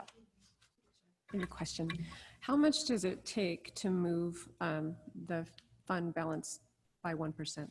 It's around $100,000. Okay. Because our budget's pretty much close to around 10 million, 10 to 11 million. So for every $100,000, it does move up 1%. So if you reduced $1 million or taking $1 million out, then we would reduce it by 10% or increase it by 10%. So we'll go to the next slide. So this is a slide that I showed you earlier about property taxes not changing and about the decreases in sales tax. This is where we did remove the amounts that we were talking about reducing for Recology. We have removed that from this slide. So go to the next slide. And then within, we did talk about a base budget and about not having, doing grants with matching funds. However, the ones that we have listed here that do have matching funds, these are grants that we've done year after year after year. They've been in perpetuity for quite some time. And I do want to state that the Department of Homeland Security grants for police, the top two, that has a combined almost $8,000 match. It's requested that we have an $8,000 or that we have a 25% match. In the past few years, when we requested the funding for this, they have actually paid us the amount in full and have not required us to give a 25% match. But we always want to budget for it because we don't want to assume this is the 1 year that they're going to say, I'm sorry, we haven't budgeted for the match. So there is a good chance that that match will actually not even impact the budget, but we do have it in there just in case. And then the Department of Justice, the body vest grant has been, we've had that for, I don't know how many years, Chris will tell you that, that's just kind of been integrated in the budget for several years. Okay, so we'll move to the next slide. So here is also the total for the fire department grants that we have. Right now, it's a total of $320,100 is the total grant amount, and then the $66,000 is the match, and that's due to the SAFER grant, which is, sorry, we pay 35%, and then the state, or sorry, the federal government will pitch in 65% of that one. So that is the only match for the fire department. So we'll go to the next slide. You're just saying these are the ones that you know you're gonna apply for. I mean, something might come up, right? Correct. No, and we do have a lot of these listed. We just did the ones that had no match that we applied for. We do have them in the suspended list of possibility to come up if there's a match. No, correct. And if it does, then we would come to council at that point and then come to whether there's a match or not and ask for approval to apply, and or if we receive it, to accept it and to be able to pay the match and make sure we have the funding. No, correct. This is just what we know currently is out there that we have or will apply for. Through the chair. Jennifer, you said the word suspended. This is not suspended. No, this is part of what we're recommending for this current year budget. Okay. So when we get to the suspended portion, there's a separate slides on that, and I'll walk you through those amounts. Thank you. So this is what we have for community development. So right there, there's a total of $325,000. We just found out yesterday about the SACOG grant for the economic revitalization, that there's a 10% match, which is $10,000. After working with Jonathan and with Craig, we have discussed that we should be able to offset a portion of that, half of it or most of it, with in-kind services from the city. So the cost might not actually be the full $10,000, but we needed to put it in the budget. But we're hoping to offset it by in-kind services from the city. And then the other one that we added that was not on here a few weeks ago when we presented was the Yuba Water Agency grant for the levee data gap analysis, which is $200,000. I just found out that we did receive that grant. We just hadn't actually put it into the budget, but there's no match for that amount. So that will be added into next year's. Okay. What is that grant? Levy data gap analysis? I will leave that to Director Platt to explain. Just For really council quick. public, that actually was, I found that thanks to an engineer that's tied to the levee project. The stopgap analysis was tied to the certification of the 200-year certification of the levee, which is all the work that's going on right now. Who has to institute that was the city. So that was actually brought to council back in 18, and then the first of 19, a grant was submitted to Yuba Water Agency, and we're looking, digging up the paperwork because people aren't around that when that happened. But I do have the city documentation that shows that all took place. So that's a Yuba Water Agency function, but the city had to actually request it and perform the analysis for the certification. Reason I brought that, I want to congratulate you for finding that. That's good money. I had some help. Tom was the one that was instituted that. So I started doing some digging and found the documentation and the paperwork. You're a good digger. Thank you, Mayor. I do want to add that the numbers that I gave you earlier of the projected revenues did not include that $200,000 because that came up very, very last minute after we had all those. But since this was a presentation, these weren't the final numbers, that $200,000 will be added in to the actual numbers for the final. Correct. So it's just going to offset itself. It's going to be a zero wash. But I just want to let you know that the overall revenue does not include that currently, but it will by the next meeting. Yeah, and the way it was written, it's a not to exceed 200,000. I think the projection was like 197 or 198, somewhere in there. So then we wanted to add another slide that we want to put on here saying potential unbudgeted future grant revenue.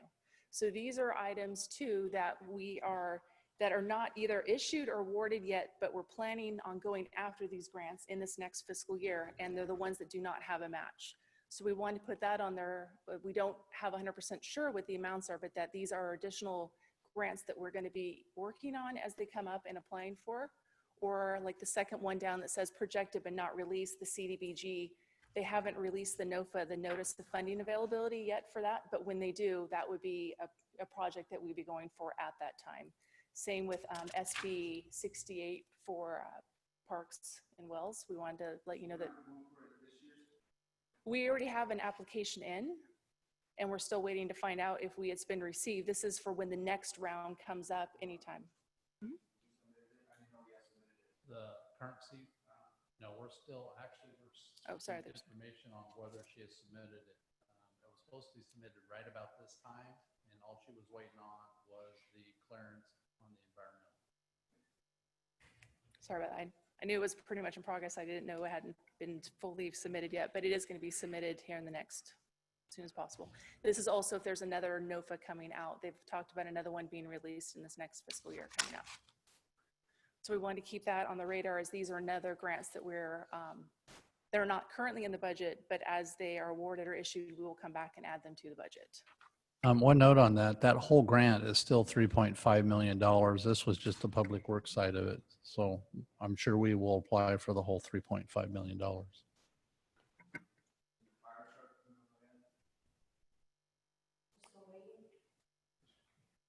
I think you said we have about, Ron earlier today said about six weeks?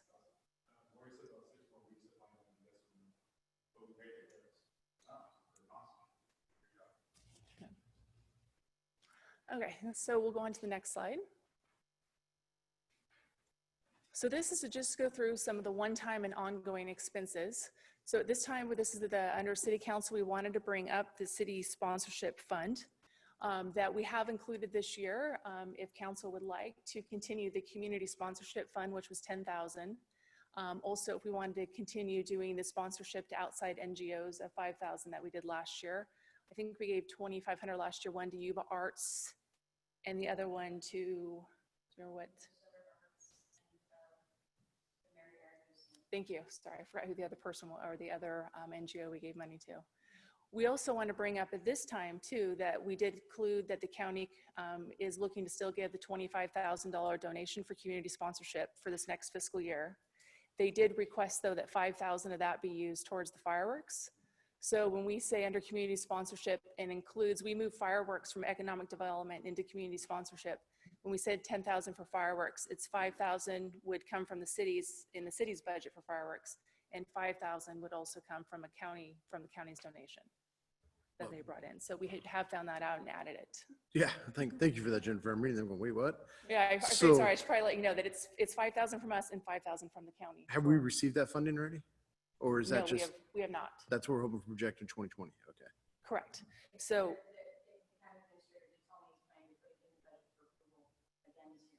Okay, thank you, Marty. Yeah.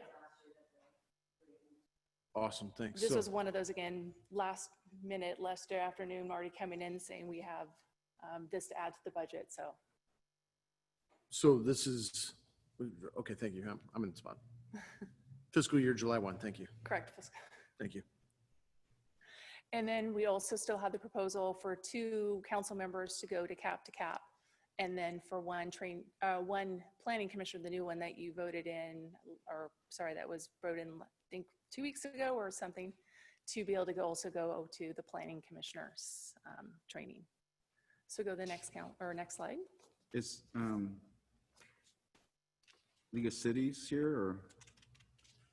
That's what the planning commissioner is the. No, I'm sorry, for the council. New council? Any council. Are there League of City dollars? I did not have it specifically dedicated in here, but we do have 10,000 budgeted above cap for training for council. So okay, thank you. We do have that. It's that's one of the baseline budgets standing that there is training available for all council members in there. I'm not sure if there's going to be any conference anytime soon.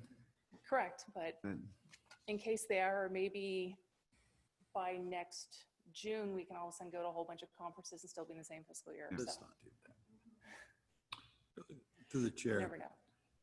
Have we made any consideration for the amount of money that we may be getting from the water agency through the Board of Supervisors on the real estate property tax reimbursement that we got $40,000 for last year? Has anyone had any conversation with the city administrator? Was that for AB 8? No, Is there that was a something different? taxation that we were paying for property tax to the water agency, and they relinquished those over to the Board of Supervisors to be able to take that $400,000 and amount it out to the different agencies. I think we got $40,000 last year. I think it was. I'm just curious. And- I'm sorry? We have a 10-year agreement commitment from the county to give us that money every year, so. So is that And in here? it's in the budget because I can't, I'm trying to remember what the name of it is, but I actually emailed the county about another issue, asking them actually about LAFCO and about if they knew what those fees were at that time. And I asked them about that funding because it's between Wheatland, us, and Yuba County. And it's around 40 or 42,000. And they verified that they were keeping it in the budget and they would be sending us that funding. Yeah, I just because- can't remember the exact title of what it was called. Well, I think we lobbied for not doing it under the tax paid by the residents of Yuba County of Marysville and use population. That would probably double. So we as a city council need to be lobbying for that, to use a population for the disbursement. The Board of Supervisors is the one that do that. So that's a $40,000 increase for us if we would use the population. So we have a label in the system. I do have it under property tax AB 8. Okay. Is what the letter that we did receive from the county, and they did verify that. So we did budget the 42,800 again in this current fiscal year. Thank you. Had to remember the title of that one. I just have a question on this planning commission training. Correct. Is that League of Cities? It is League of California Cities, correct. And Is the planning am I commissioners. assuming that this is enough to fly them somewhere? 1,700, Yes. because I mean, mine was for the council was in Sacramento and it was minimal, wasn't it? It is minimal. This was based on, because in the prior year it was in San Diego. This year it was in Sacramento, but not knowing exactly where it was going to be, we have it budgeted. So if it is in some place like San Okay. Diego, this would pay for the cost of flights. And if not, hopefully if it's in Sacramento, then it will be a lot less than this amount. Yes. Okay. Perfect. With the fact that COVID's hit, we don't know where they're going to put everything gets moved. Right. Okay. Thank you. If it was a $10,000 trip, we'd probably come to you a little bit differently on how we wanted to budget it. So these are also other recommended one-time expenses. These are the same ones that we went over last council meeting to go over about economic development, new servers, and then obviously a lot of funding going into planning economic development, which 315,000 of the one-time expenses for consulting is being reimbursed by up to that by offset by grants. The remaining amount that is being requested is for the remaining portion of the housing element, and then using the remaining funding that we had when we had the B Street bond. We refunded 60,000 back to the city for disposal and sale of that property. So the remaining 20,000 is also put in next year's budget that's left of that to be able to spend for the B Street property disposal. Okay, so we go to the next slide. So in here is we're talking again about our proposed new personnel for next year. I did want to let you know that we did have a little bit of an update on the amount for the part-time to full-time records clerk. It is a $40,000 increase from that position to go from part-time to full-time. However, 12,000 of that will be received from Yuba County to offset it. So it's technically a $28,000 increase from the records clerk to go to part-time to full-time. So I wanted to update that we have the better numbers on that. Again, we talked last time about the full-time CSI for doing the helping with the camping ordinances that we currently have. And this is a new one we wanted to bring to you, is that Yuba County has recently asked that the 6 jurisdictions that are part of the homeless consortium all pitch in for funding an executive director. And this would be about 1/6 of the cost that they've requested us to pitch in. So that is another one that we want to bring to you to find out if you want to add that to the budget to pay for 1/6 of a executive director for the homeless consortium. So this would also be not a city employee that would be paying PERS or anything on. We would just be contributing that amount towards personnel. How long is that contract for or proposed? I will ask Chief Sachs on that. So that'll be for just year 1, my understanding. And then we have funding for year 2 and year 3 through the consortium. With everything that's available. So the idea would be if all the jurisdictions pitched in for the executive director, now we'd be able to add additional staff with them. Part-time, other part-time staff with them to help with all the ongoing maintenance and of effort with the consortium. So this is just to support their administrative efforts? That's correct, because currently, right now, it's myself and the executive board that are handling all the monthly operations. And so to get an executive director, they'll handle all those operations, go to the meetings, handle the finances and, you know, grant proposals and all that stuff. So it'll be a big relief off of our shoulders if we get the position. 412.5 just for the first year. Yeah, so we're coming 12,500 for this first year to get the executive director going. We have additional grant funding that we're looking at for year 2, year 3 to help out with that. But they could come back in next year and ask for the same thing again if we wanted to upstaff more people to go after more grants and provide the executive director some assistance. The goal would be to have at least 1 or 2 staff with them. So this is year by year. This is correct. 2020. And we'll look at how much grant funding that we get in the next years, and we might not have to come back. Thank you. Through the chair. Oh, go ahead. Executive director, are they going to have a staff? They will. So Chelsea Burke, who is at the Life Building Center right now, she actually is funded by the consortium through Thurman Consulting. And so she will actually be under the executive director. So the contract from Thurman Consulting for that employee will actually be pulled back by the consortium and then supervised by the executive director. So it'll be the 2 of them to start out. And who's going to pay that salary? For Chelsea Burke? Yeah. We already pay it, the consortium does, through our grant funding. We can, each one of the grants that we get, we can use about 10% of that funding for admin time. And so she's paid for it under that. And the last grant funding, I think, was like 2.6 million. So Does everyone that's in this consortium pay the same amount of 12,000 some odd dollars? So it's not the consortium itself. What it is it's the Bi-County MOU group that all 6 jurisdictions entered into a couple years ago that helped formulate the new Bi-County no camping ordinance. And so those 6 jurisdictions would be pitching in 12,500 each. Yes, it's an equal amount for all 5 of them in order to get the position funded and going. Yeah, it seems like that's a little heavy for a part organization only has 12,000 people in it versus a county that has 60,000. Anyway, it's just my observation. I think sometimes you have to prorate these out with the ability of the agency to play and be able to utilize that to fight their homeless program. It's a consortium, but that's a lot of money. Well, but anyway, that's my personal opinion, my conservative personal opinion. I have a question. So how was the funding, because I know this position's been out there for a while, right?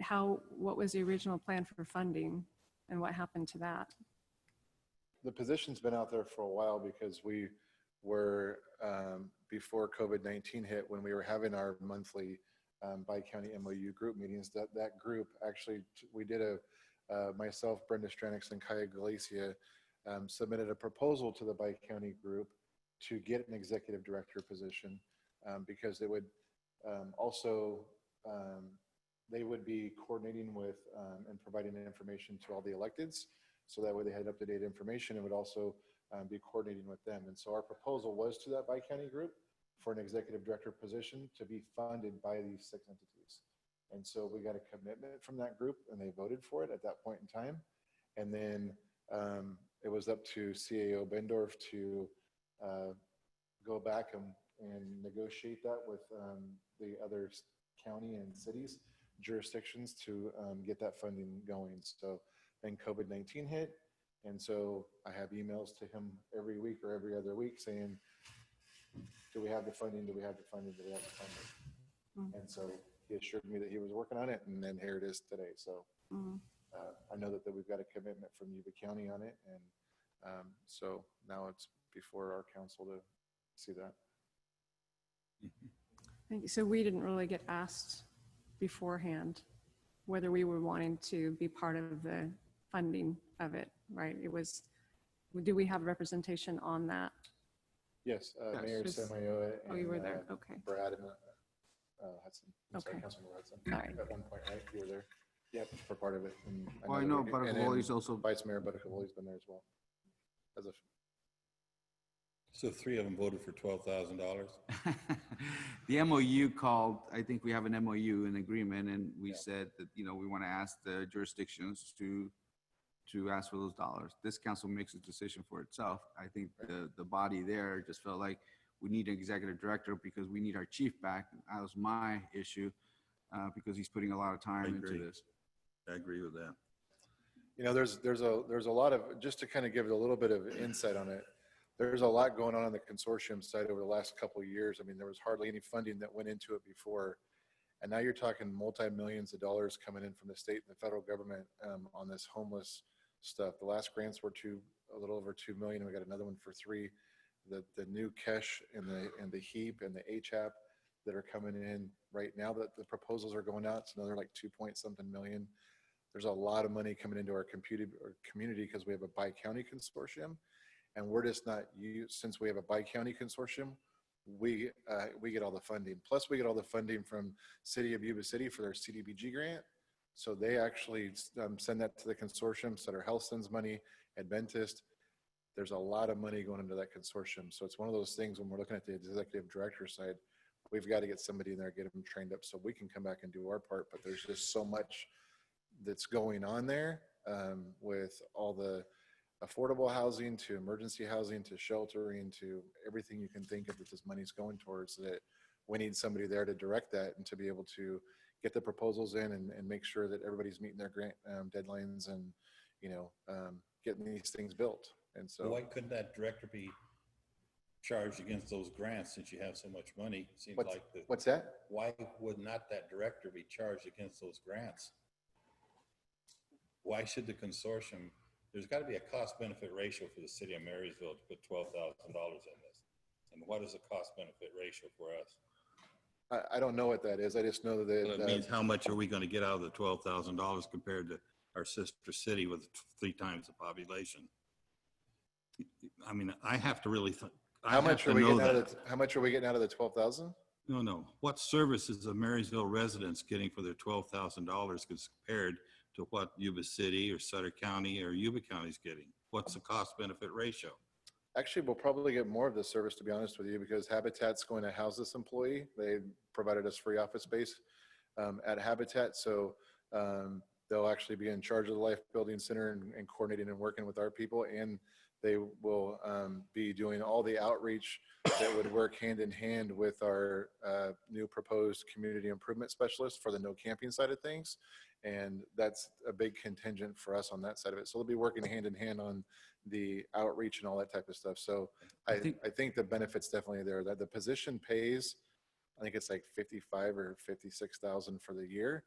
And then the other cost is, you know, the laptop and office supplies and stuff like that. So Chief, I'm through, Mayor. Yeah, I think I want to ask the consortium to maybe, or the bi-county, someone to come in and provide kind of an overview of the past set of services, what their future funding looks like and what they want to do and what impact they're having on in the community.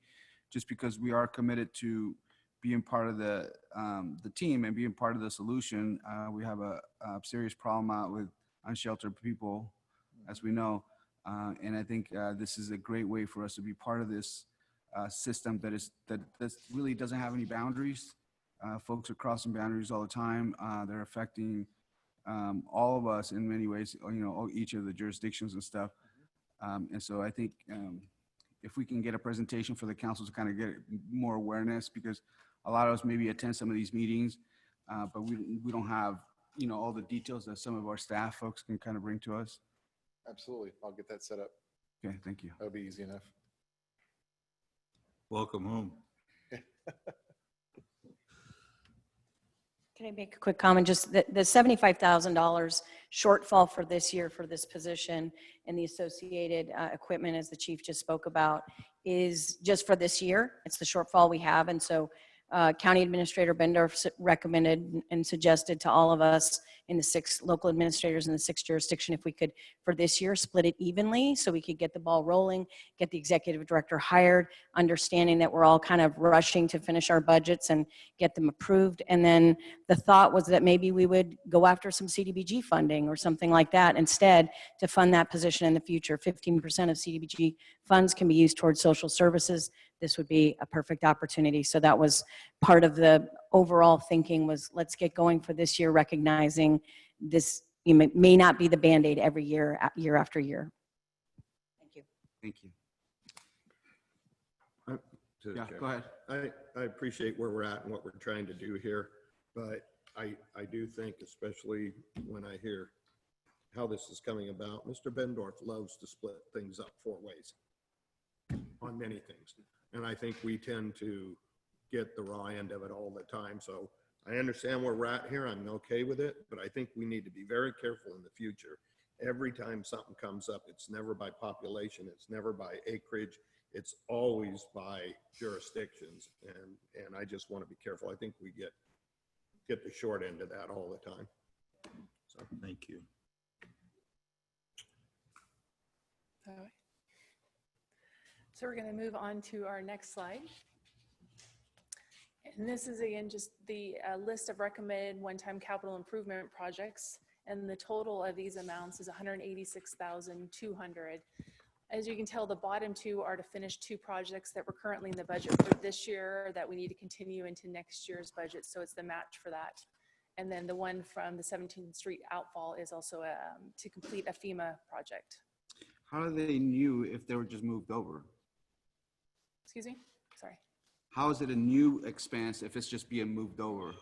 So it wasn't new. Well, you're right. We should have reworded that because we did talk about that in our meeting, that this was a continuance of the bottom 2 items, that these were not new. They were in this current year budget. Thank you. It's just we didn't finalize the projects. We're moving into next year. So you are right that we needed to catch that, and it's not a new one, but it is still a capital improvement project amount. So I will make a note. Thank you, Mayor. Actually, it should be proposed new budget expenses. It's not a new proposed, it was already funded last It was year, already- but yeah. it just wasn't But it's a new completed. budget, Mayor. So we That's what should I'm have, but we could have also set up 2 different slides for the confusion purpose of this to say that these are capital improvement projects. These are new or these are continuing. And that would have been better clarity, so you would have known that it was something that we were doing in this first fiscal year. So that does make sense to say that for clarity purposes, so that you don't think this is a new project coming forward. So we'll make note for having corrections for next fiscal year when we do these again. Okay, so we'll go to the next slide. So before we get into the suspended budget priorities, I just wanted to let you know that everything that we have talked about this far is what we're asking for council to approve in 2 weeks, which is the budget. So we're looking in our budget book, the nice sheets that have all the gazillion numbers that I love that no one else seems to like as much. That's what we're looking for in this presentation that I'm giving. Everything from here on forward is something that's suspended or that we want to keep on our radar. So it's still a part of the budget. So it's part of the narrative that's going into our budget about our future and our future projects and our goals that we plan on doing. But they're not actual budgeted amounts within the budget sheets, but they're still going to be a part of the budget that you will be receiving. So I just wanted to let you know that even though these are suspended and these are goals that we're looking at doing, it's still a part of our budget picture that we're going to be bringing forth and sharing with the community and, putting in print so that everybody knows that we're still looking at these projects. And some of these will go to the, what do they call it, CIPs or? Capital improvement projects? Are some of those being placed in there? Yes, there are some items in there, correct. And the suspended goals. And we also will talk about council goals, which will also be So added in. do they, in the CIP, do they have a particular year and those are just being shifted over or something, or? No, when it comes to the capital for our future goals, I don't have any dates set on them of when they will be completed. The only thing in this budget is what we'll work on for this current fiscal year. I know, but the capital improvement project should have some time, like if we want to build a bridge, we'll get some planning dollars this year, we'll get some, implementation that'll dollars be- for next year. When we write the section for our long-term planning, I'll work with Marty and we'll find out how much, if we're going to be putting dates or timelines in there. I'd actually have to look into our long-term plan to see if we had dates listed in there of when we were going to have them completed. I want to say that we did have something about a little bit of a time frame or to be announced. So we can work on making sure that we have some kind of time frame in the budget for projected capital projects. I see what you're saying on that, so it doesn't get lost, so we don't put it in there and then we keep on pushing it forward from year to year to year. Or we can go after some grants and they're already kind of in the bucket. Correct, that it's on our radar of projects that we want to go after, correct. Through the chair. On this boat dock kiosk, lights and camera and $20,000, if I'm not mistaken, we have about a little bit of dollars in there we paid in. It's there. Why didn't we put some of that into some of this stuff like the kiosks or the lights? Why didn't we spend that money? That's what it's in there for. The parking money? No, it's in a designated account for the boat dock maintenance. Correct, so you're asking why it wasn't spent in this. I'm current asking fiscal why year that we're part in. of that wasn't spent on some of this, just completely disregarding all this for $20,000. I know there's at least 15,000 in there. Correct, there is a fair amount in there. Yeah, why don't we use some of that to fund this? That's what it's for. I'm not sure the exact reason why we didn't spend it this year, except Because you didn't think of it, that's why. it was in the budget, but there was some projects that we didn't have the staffing to complete the project on. I do know for the kiosk that we need to do further research on finding out what kind of kiosk we will use. Is it something that is going to be broken into? Is it going to be cut down? Yeah, I understand all Yes. that, Jennifer, Jennifer, I understand that. That's not what I'm asking. The police chief was working on that project. And I think that the camera, the lights down there need to be replaced. Why don't we spend some of that money on that? That's what it's for. That's why the people pay the dues. Well, and that would also be a council decision if you Well, do want to move it from the suspended into the But actual if the budget. fund already exists there, It does. Marty. If I could, please. So the reason that that money wasn't spent in the last fiscal year was because that parking area, if you recall, was being used as a staging area. And so we postponed it, waiting for the staging area and that whole process that was being used for the bridge and some other construction down there with the Army Corps. We waited until it was finished. And we also didn't have, as you may recall, for a half a year, fiscal year, a public works director. So that also led to further delays in implementing that project. That line item, the boat dock, is in the general fund. It is part of the general fund. It is, yes, it is dedicated to a line item, but it is part of the general fund, and therefore those monies can be used to balance the budget. And that's what we're proposing. Now, if the council chooses to do something different, certainly we can do that. Well, why have a line item if you can say it's discretionary to put it wherever you want? That money is paid for by the people who do use that lot to launch their boat to be able to maintain that. And that was the reason we charged that. And that's why it was a designated account. Now you're telling me you can extract that, put it wherever you want it? It's a proposal, and it's very transparent to Not a suspend it. proposal, it's a budgeted item. But the proposal that staff's making is to suspend the item and Well, I'm saying we don't balance do- the budget. Okay. And if I the guess council chooses to do something different, we certainly can do that. I guess I have to convince the other 4 people that we need to put some money in that out of that account. And so it's up to your discretion. If, Yeah. since this is a proposal, you can move anything from the suspended into the proposed budget. Well, it's an account already accumulating the money. It's there for that. I think the discrepancy, Councilmember Simmons, is your belief, and I think we have to do further, maybe staff's research. Well, it's your belief that it's not general fund. It is general fund. Okay, so if it Absolutely. is general fund, then it can just be, it's this general fund pot. So it doesn't No, get allocated. That's not true. It's a budgeted item. It's in the money in there. If you want to change that to someplace else, you got to get it transferred by the city council. You just can't arbitrarily take that money and put it where you want it. It's a budget transfer. I think that's what they're saying. That's why they're That's what they're suspending what them. she said. They're suspending them this year, Councilmember. I don't want to get an argument. No, you're not arguing with me. yeah. I'm fighting for this. No, I because know. I'm going to support you on it, by the way. Thank but, you. But the bottom line is, I think let's go through the list, and we don't have, I don't want to get stuck and have like a conversation on each item that we really want. I think I don't know what staff are thinking about. If there is funds available, how do we pick, does it I get to pick first and then, then Yeah. One or the other. I don't care what we do. Let's just Hold do on a second. something. Go ahead. Well, the intention of the suspended items, as you know, is in response to COVID-19. It's not like, trust me, no one here is enjoying doing this exercise. It's about trying to ensure that there's a 20% at least reserve, balancing that against the need and suspending it. This is the suspended part is part of that wait and see approach. So it absolutely, as revenue comes in, if the projections are doing better than we projected, that's great. We would come back to the council with a recommendation. That's what we would do. And if the council said, we don't like that recommendation, and the majority council wants to do something different other than what staff is recommending out of this laundry list of items that you're about to see, certainly it's the council's discretion to do that.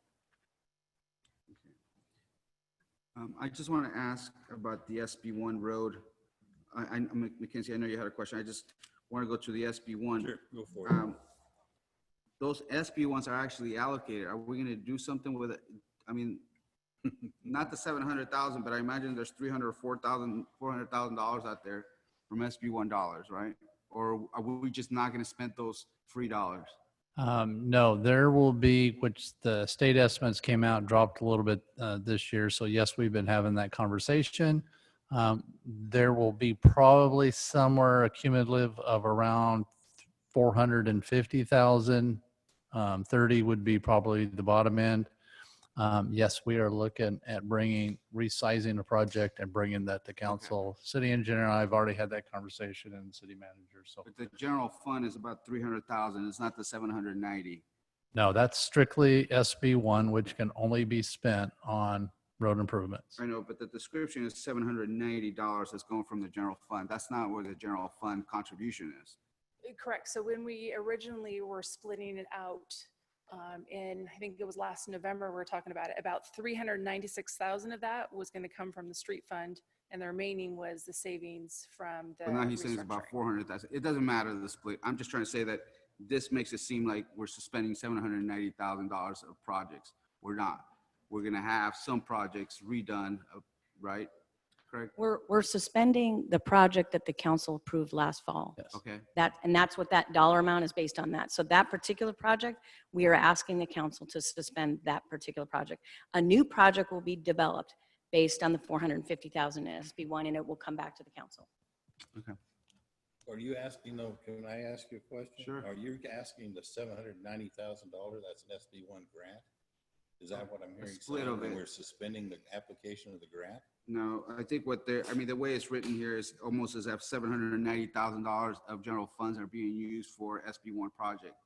That's the way I'm reading here, but that's not what this is, because the only thing that is being decreased from our general fund or suspended from our general fund is about $400,000. Correct. Correct. So when we originally brought the project to you in, I believe it was November, we were going to spend around I'm estimating around 980,000. We've already spent about 202,000 of that project for this year. So this was the remaining amount of that project that was originally approved in November. So this is just talking about suspending the remaining portion that we were going to be finishing this spring. And as you'll see in the suspended items, they're all projects. We could have done it a different way. It's true, Mayor, but the way we listed out the suspended items are projects and software and, equipment. And those are, we did it by project. Maybe we should have done it the way you're talking about. We could have certainly done it a different way that was just purely by money. As you'll see in council priorities later on, it does talk about surfacing and road projects. And we write that it is in progress, and we are thinking of using those SB1 monies that Craig spoke of earlier to come up with new projects that roughly 450,000. So not all these projects you're saying are general fund projects. Well, part of this was, so part of this 700, yes, was general fund money. Matter of fact, the lion's share of it, because we're accounting for new monies, SB1 for 2021, which are not in those original figures. So 200,000 of that 450 I told you about is new money that'll come in this year. We can move forward. I just want to make sure that those SB1's dollars are being spent. Absolutely. I will guard those for street projects. Mm-hmm. I have a question. Go ahead. What is the tier 1, tier 2?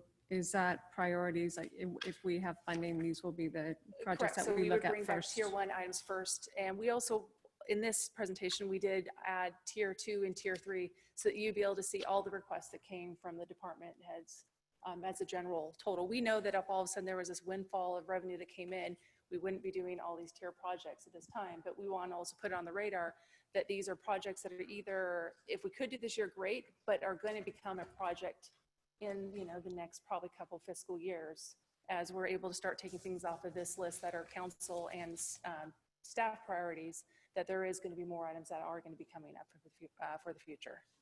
So it's kind of a preview of you know, years to come too, that we see needs that our departments have indicated right now. So if we move on to the next slide about tier 1, this is just the same presentation that we gave you on the community development of the suspended items that we have there. So this page here totals $1,380,500. As you can tell, the majority of that, the $1 million, is for in the future to be able to update the general plan. So we'll go to the next. The intern on Main Street, I thought we approved that through our CVG program last week. Mayor and council members, I try to put that in my weekly update. They have, not necessarily suspended, but they have the June 1st deadline was extended to September. There's a new application coming up and a new NOFA. So at this point, we don't know what that's going to look like. The original application I was almost complete with, and realizing that it wasn't really geared towards the NOFA that they put out, I actually called and talked to somebody, and they said, yeah, they're going to be redoing it so it's more streamlined and easier to get the money out, but I don't know. It's not part of the CARES Act? At this point, we're proposing on the 16th to bring this back forward to you using the SACOG economic development funds for it. Okay. So it's up to the discretion of the council at that point to use those funds. Okay. But I will have a full presentation. Sorry, I just saw it here, threw me off. No prior knowledge of it. Go ahead. There's, as you can tell, there's a lot of moving parts and a lot of moving grants right now. So, okay, so we'll go on to the next, and which is the fire department. So there are 2 pages for the fire department. So here's the first page, and then if we go to the next slide, we also wanted to let you know that we've included on the bottom 4 are suspended grant possibilities for the fire department. These were put on the suspension list due to the fact that they did have matching costs associated with them, but we want to let you know that these are some other grant items that we could move forward with getting. So for the fire department, they have a total of their suspended items is $197,400, but the grant total is $983,000 with a match of $295,750. So there are some grants out there, but they do have some higher matches this time, and that's why they were currently put on the suspended list. I do know on there that we did put one on there for the type 3 that we do have through CDBG. We are trying to get a type 3, but we're looking at multiple possibilities. So if CDBG didn't come through, what would be the possible next scenario to be able to replace that engine? So that's why we've continued to put the type 3 on there so that we can look at various options. So if one doesn't come through, we always have something else in our back pocket to possibly present for the future. So next slide. Do you have a total amount roughly?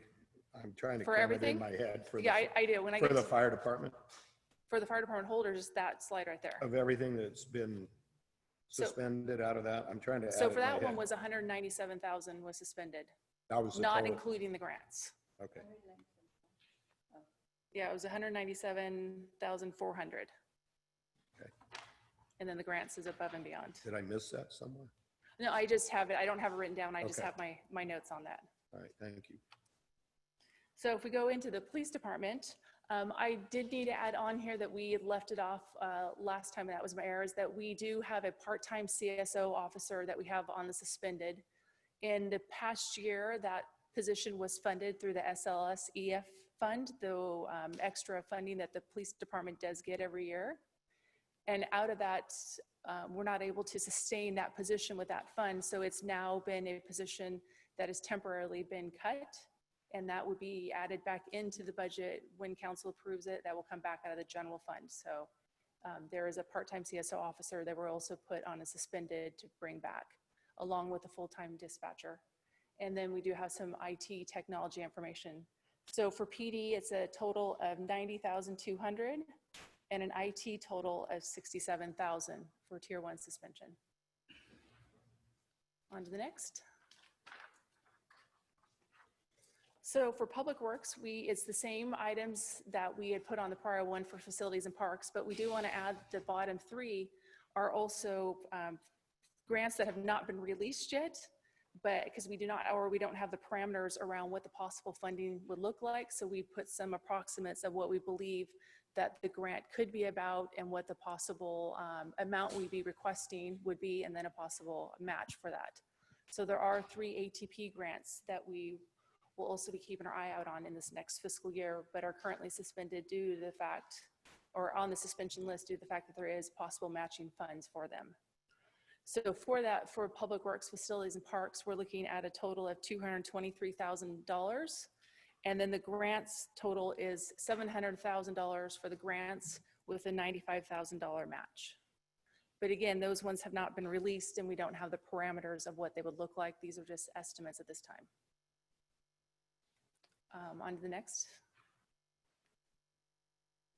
And then just some, so now we're going to move in. Those were the tier 1. So now these are the ones for tier 2. So these are going to be a little bit shorter slides.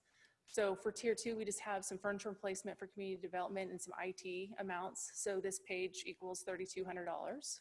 We'll move on to the next one. We do again have some continued priorities for the police department. I'm sorry, fire department. Sorry, I was looking down. This is a 2-page again. So here's the list of the first list. Obviously, the first 3 items are for additional staffing for the fire department. And if we go to the second page, these are some additional suspended items that they would need to be replaced for the fire department. So to let you know, for their tier 2 suspension is $467,100. So if we move to the next, also within that tier 2 for facilities and parks, we do have some other items that we have on that list. And this one right now is a $48,000 total of suspension. And most of them, well, all of them actually are for items for the fire department. So we'll move to the next. And then we only have one sheet of tier 3 items. So in the fire department, we're looking at a total of $15,900. And under Public Works facilities, we're looking at a total of $47,300. So I know I've thrown a lot of numbers out for you, but just to let you know, the tier 1 suspended projects total $2,768,436. So if we add that with the tier 1 and the tier 2 and tier 3, we're looking at an overall of $3,349,936 of potential suspended projects at this time. And then the grants that we have on this list are $1,682,000, and then with a match of $390,000. So this way you have an fire departments get killed in this deal. Well, the fire department definitely does have a lot of need. There's no doubt that the fire department is one of those departments that as funding comes in, we are going to need to be looking at getting them more whole. You are correct, the fire department does have a lot. So next thing we're going to move on to is council priorities. So this is just a quick overview that this is not something that we're taking in full to the council tonight. This is actually coming back to you on the June 16th meeting when they present the council goals. But we wanted to give you kind of a snapshot of what was coming. And then we've had, in several conversations with council, we've had requests to make sure that we're tracking our priorities and that it becomes a part of the overall budget book and the budget presentation. So we wanted to give you just a quick snapshot. So this picture up here was for the 2019 goal setting meeting that we had. The marigold sticky notes were the council priorities, and then the pink ones there were the ones that were staff. So everything that I'm presenting next has all been the items that were staff, or sorry, not staff, that were council items, not staff items. So if we go to the next slide. So these are just to let you know that these were some of the items that are currently in progress that were a part of your council priorities. Again, this is coming to you in depth in 2 weeks. We just wanted to notify the council and the community that these are the items that we're looking at in the future when it comes to budgeting and future items. So we have items as decommissioning water ponds, park wells initiatives to install more park wells. For the B Street property, hotel marketing study is underway. So we'll go to the next slide. Some other items that are in progress is talking about District 10 Fire Department staffing, hotel housing for B Street property, Ellis Lake improvements. So move to the next slide. And then these are the next ones are unfunded items that the council would like to see come forward that we do not have funding at this current time, but want to keep them out in the forefront that we're looking at. So things like stormwater master plans, truck routes, traffic calming in East Marysville. Next page. And then items like fire hydrant coating or general plan updates or park infill. So with the next slide. So with that, we were just letting the council know that we are keeping these in mind as we're building the budget, that your goals will be coming back in 2 weeks, but it was a part as we were looking at it. So our next steps right now is June 16th. It would be hopefully the final budget workshop, and that you would recommend, or sorry, that you would recommend that we would accept the budget sheets that we have offered. And then if it's not, if there's still more changes or further discussion, we bring it back on June 30th for budget approval. So that is my presentation at this time. Okay. Thank you. Questions, comments? Well, I have a question. I'm going to go back to the fire department for a minute. It looks like they were heavily affected, obviously. And I guess my question would be, them being this impacted, was that based just on how many things they needed? Was it based on who needed it more significantly? Public Works, fire department, police department? I mean, how did you choose some of those issues that needed to, you know? So most of the items, we asked for all the department heads to present to us what they wanted to put in their budget. Mm-hmm. So Marty and I, we went through as a group, and Marty and I also went through it, and then we worked with the department heads to find out, is there anything within your budget that is not technically in your baseline budget that we can pull out for this current year and put it on a suspended wish list? So a lot of these items were items that Chief Carlin and Marty and I had gone through and had pulled a lot of those amounts out. The other part of this is they weren't even asked to be in the current budget. We ask all department heads every year, present us your wish list. If you could purchase pretty much anything that you needed for your department, whether we can fund it or not, what does that look like? So most of this that's on there is obviously a need, but was known that it wasn't gonna be budgeted this year, but we still wanted to find out from them, what do you need so that we can start having an idea of how we approach the future, possible grants that we could do, just so that we have a nice sense of what the need is in every department. And obviously the fire department was the one that presented the most needs to us in our budget meetings. Well, I'm glad to see you were willing to pull all that out. Well, I mean, you know, Vice Mayor, the chief did come with the longest list by far. So just to be fair, I mean, it was a pretty hefty list of both need and want, more than any other department.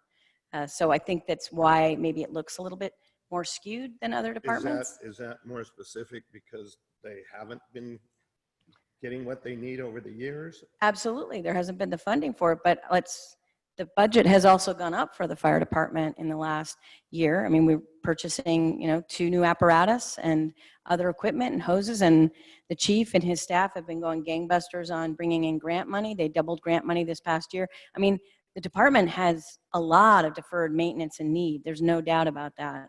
And a lot of progress has been made in the last year, and there's more that needs to be done. And it's probably one of the most neglected departments. You won't get any argument from me about that. It's just, there's only, so much funds. Sure. Okay. Through the chair. Thanks. So, Marty, Jennifer, Chief, I saw that the upgraded staffing was on tier 2. Was that the plan? I mean, for the 3 extra firefighters in battalion, that's above and beyond the SAFER grant that we have? Correct, those would be above and beyond the safe grant that we do have. Why were they placed on tier 2? Yeah, instead of like tier 1. It came down to necessity of funding. But why tier two? Why, who made that decision, put them in tier two? Did the chief decide to put them in tier two? That was between the city manager and I. Okay. Okay, so I guess that I don't know what to say about that. Outside of that, I think we need to look at some of the issues that all of our departments. So I don't think that's the way we make decisions. I'm just talking about the fire department. We understand when there were 3-0 that they were doing. We see the call record, right? We saw the number of calls just because it's two state highways. They went after 4-0, and still the calls aren't stopping. And I think part of it now is to, I think part of our goal should be is to prioritize based on what the need of our community is. And if our community requires us to be able to make 2 calls at the same time, because that'll probably be a better level of services for the city of Marysville, the residents, the business owners, and so on. But I think that's the way we make the prioritization for the well-being of the city residents, property owners, and so on. Because I guess I want to make sure that maybe we review that and look at what is the benefit to the city and the residents, and not necessarily a budgetary decision based on monetary alone. There has to be more about the quality of life or quality of in our, our goal should be to improve the quality of life of our residents and property owners and so on within the city of Marysville. I would chime on that, Mayor, by saying, and again, I don't know how the chiefs run the departments. It's their departments, but much of the equipment can be acquired through grants and so forth. But, personnel can only be acquired temporarily on grants, and then they got to be funded. So I'm just trying to figure out, if we could increase staffing, it would make everything so much more better for the citizens of us and just being able to do so. So I'm trying to figure out, I think I understand why you and Marty chose to put those on tier 2. I don't necessarily agree with it, but I mean, those are bigger ticket items. And so I could see why that'd be a tier 2 option. They're bigger ticket and they also are continuous. So once you make that decision this fiscal year, it carries the next fiscal year to next fiscal year, next fiscal year. So that is one of those items too. Again, once funding becomes stabilized and we know, council can make that decision of where they would like to put these items. Just because we put it in a tier 2, but it's more of a council priority, council can, with whatever suggestion we make, you guys can decide to move it up to a different tier or to fund it first too. Okay. These are just recommendations. We're just making recommendations. If the council Marty, doesn't like them. No, I think these are administrative recommendations. And I think that's maybe where like the goals and objectives, goals of the council goals kind of, there seems to be kind of they don't interact very well. There's a disconnect there. Because I think for me personally, my goal is to improve the lives of, I'm a representative of the public who voted me in to assure that they have a better quality of life, and that we're making the decisions to make a better quality of life for all our residents. At least that's what I feel like I need to be a representative for. But when I see the administrator saying that because of cost, we might not take that in consideration. I'm not saying that you guys aren't valuing that. It's just the way the administrators are making the categories don't match with my mind with some of the goals of the council.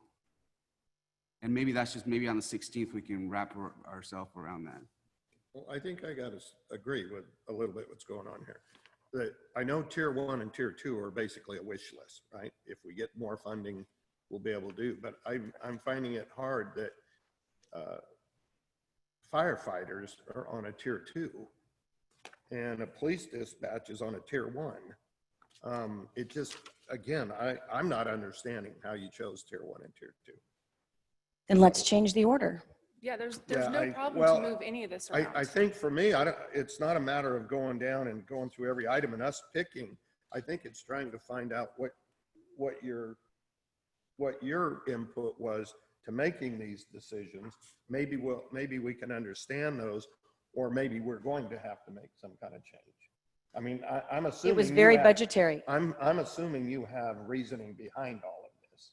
They are very big ticket items, as you know, you I think have pointed out. It was very much a budgetary decision-making process. And as the mayor's pointed out, that isn't necessarily how the council wants to make decisions. But when we're looking at a 21% reserve that has, and that we ripped out all of the fat, and as I said to all of you earlier, we've ripped out everything. So if the elevator breaks, if anything breaks, we will have to use the reserve But to I think meet I'm the only 20%. talking about tier 1, tier 2 items. Because what you're going to do is you're going to come back when we have some funding. I mean, I understand you had to make the cuts to get where we are, to the, what is it, 21% where we're at. But when you come back to us, you're going to come back, I'm guessing, based on your tier 1, tier 2. And I guess I'm wondering, what was the criteria to get to there? Well, because I understand the budget, Marty. I just want you to know, I understand the cuts for the budget. That's the primary criteria, was how expensive some of those items were. Because when we do come back, as Jennifer and I actually discussed earlier today, the real amount of money that's left, if everything was equal and we were normal and we didn't have COVID-19, what was the number you gave me that would be probably extra from? Between $100,000 and $200,000 at the max would be if we kept the same budget we have right now, and then we brought in all the revenues that we believe we should, we would have about $100,000 to $200,000 surplus for this current year that we would be deciding one time or additional expenses. Well, the only one that I'm somewhat questioning, again, I'm going to go back to the firefighters, and the way this is listed, I understand that you're talking about they were judged on expense, but when you take 3 firemen at, what was it? I forgot the amount right now. I just had it in front of me. The cost of 3 firemen, and yes, that was wasn't it 200,000? It's 264,000 is what we have listed on here. Yes. So, but how about getting 1 fireman? Then it becomes equivalent to something else. All I want is I want to make sure that that's brought to us when it is, and not say, hey, we got some money. We only want to look at tier 1 and heck with tier 2, when those could be. Well, it is part of the public record. Higher priority. Right, and it is part of the public record. And so what we would do is the same thing we're doing tonight, which is come back with a recommendation and say, here's our recommendation and here's the rest of what's on the suspended list if the council chooses to move things around. You'd see the entire list again. If you'd like to change the tier for the suspended list right now, we certainly can do that before June 16th. That's the solution today. I think we have to go back to what's important to this council. And when we get back to the goals, maybe we can redefine some of that as well. And so then the staff can take that as part of their input as well. You know, I think, and I think the City of Marysville's fire department, I don't know, was 8-0 staffing? Best was 9-0, but that was in the 9-0. 70s. I mean, in the last 20 years, they've taken a tremendous cut, and they continue probably having higher numbers of calls in the last 20 years. So they've got, they've cut almost, 2/3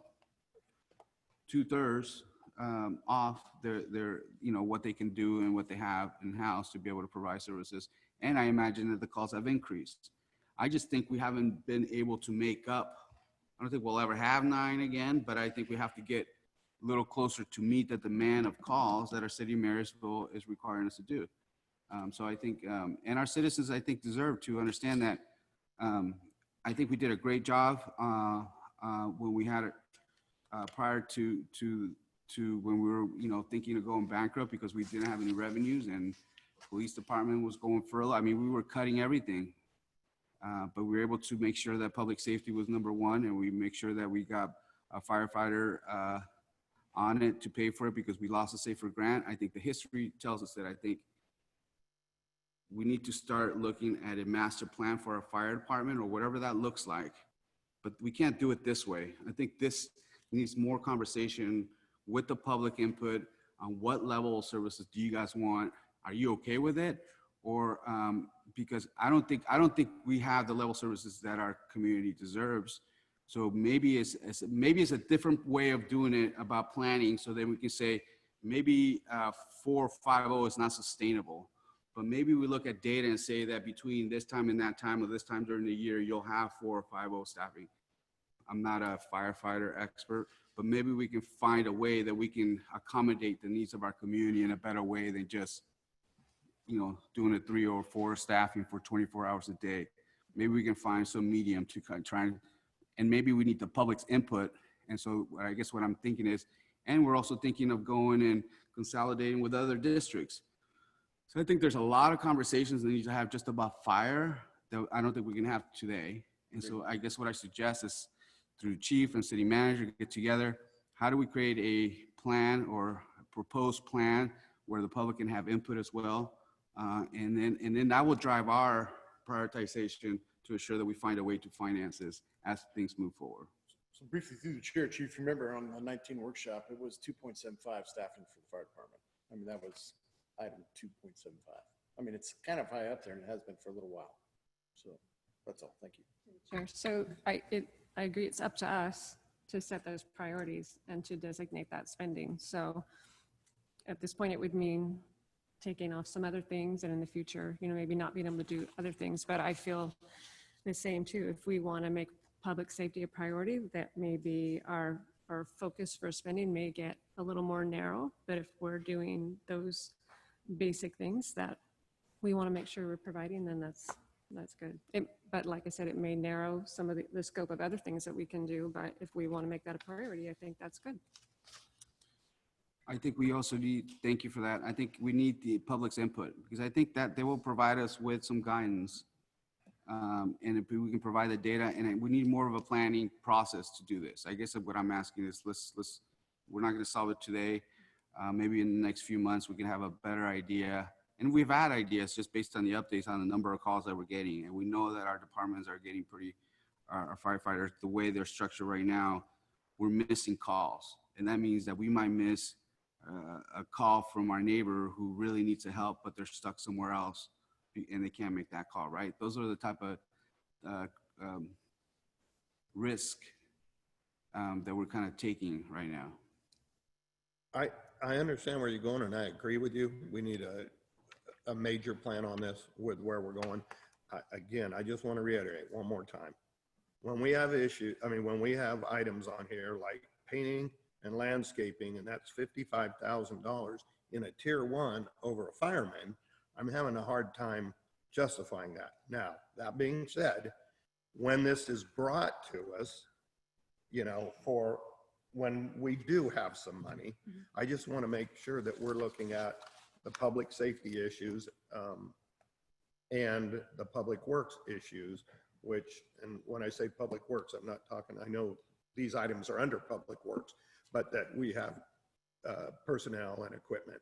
So that's my main thing. I just want to make sure that that's brought back to us. The tier 1 as a priority. I'm sorry. I just was going to say the tier 1 and tier 2 and tier 3 were divided up by department. It doesn't mean that tier 1 in public works is more important than tier 1 in fire, or those tiers we did those by department. So their department, aren't they divided It was up done by You lost department. me on that one. So when we No talk to priority. every department, if we talk to Craig, we're like, what are your tiers? What are your priorities? So if you put something in tier 1, it wasn't trying to compare it to what Ron has in his tier 1. It was just his department tiers. And then we just put them all in one grouping. So it wasn't prioritizing painting over firefighters. It was saying that when we Jennifer, talked. I think we need to move forward Okay. because I think. Wait, I need that. I want that explanation. Well, but because, I'm with you. We need to move because on. what but- she said is that the directors made the recommendations what tier theirs, but before you just said that you guys made the tier allocation. We had them approach us with tiers, and some of the stuff that we did move in tiers, correct? I can clarify if you'd like. With the tier 1, 2, and 3, we asked each department head what their priorities were for their department.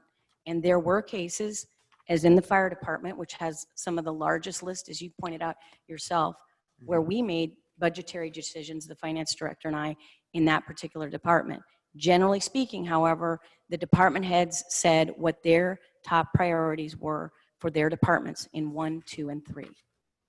So, but we're not making a comparison that Public Works landscaping is more important than, we're not comparing with Well, how do between we departments. take this if you're not making a distinction of what's important and what's not?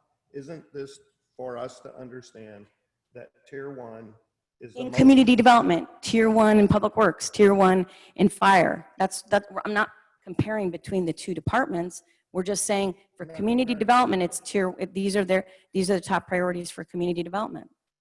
That wasn't communicated at the initial presentation, Marty. So I think that's where the confusion is. That no one told us that, hey, by the way, although they're in tier 1s,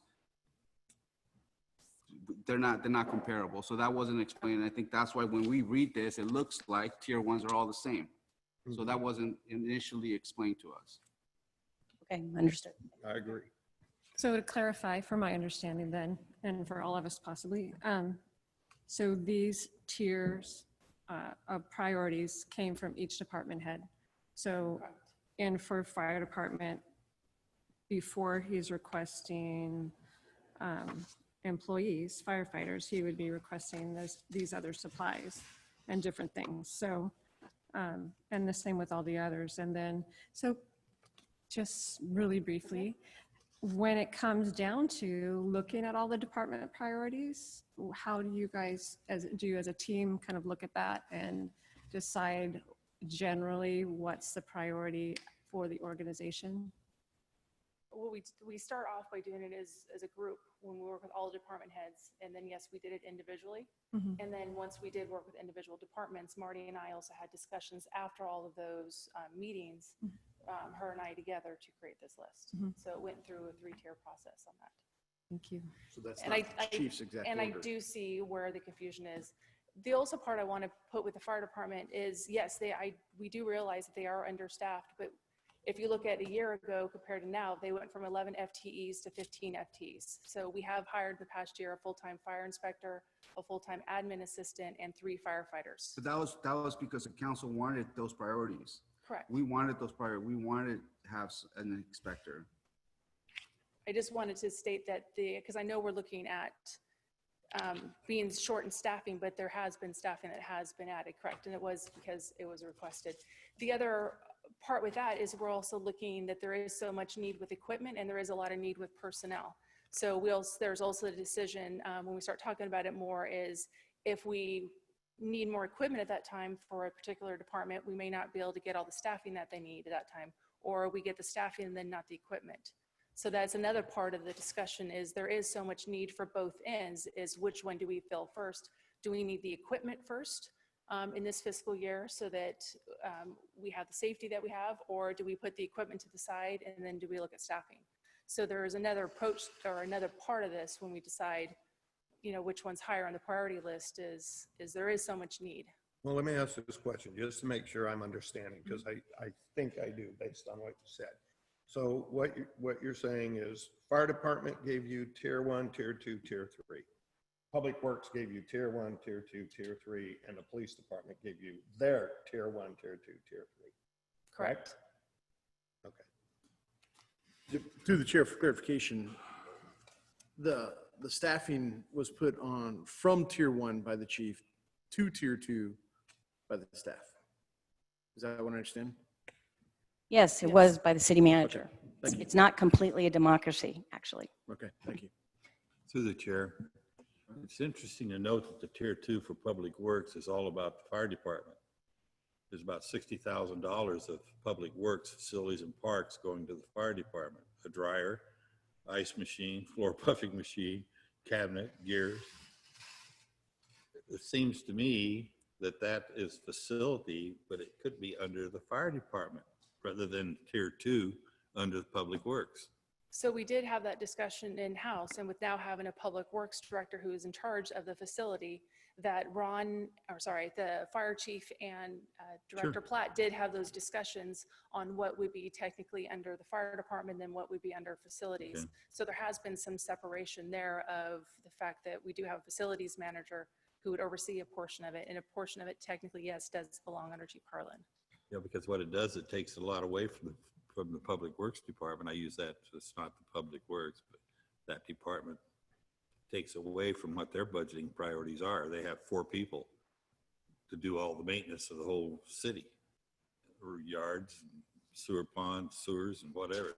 So that need is there. Well, a portion of these too used to be budgeted in an individual department. Sure. But if it's technically a facility, that would be ran under Public Works, then we move that funding out of the department into the facility. I don't say I start. disagree with this because it is facility equipment, but it just seems strange that they're absorbing that type of money in their budget under tier 2. So, but you still haven't answered about my boat dock. And the boat, And well, I'm that not going to forget it. and that will be up to your fellow members there where they're All in where they favor, would like say to aye. put it. So that just brings up a good point, though. I mean, what is our priority? And there may be things on our personal wish list that may not make it if really we have other things that are more important to us as a group. And I'm not negating your thing, but I mean, that's just an example, an example of the choices that we have to weigh out. You're not a boat owner, are you? Oh, I would be. I love it. But, yeah, I would love to see all those things happen. I know we all would. We'd love to see all of these things happen every year. But like, I know we're making progress, but still, I think it brings up a really good point of some spending that we do. Maybe it's good for us to start thinking, okay, is this an essential expense, or do we have priorities that are more important for the city, for meeting the needs of the city?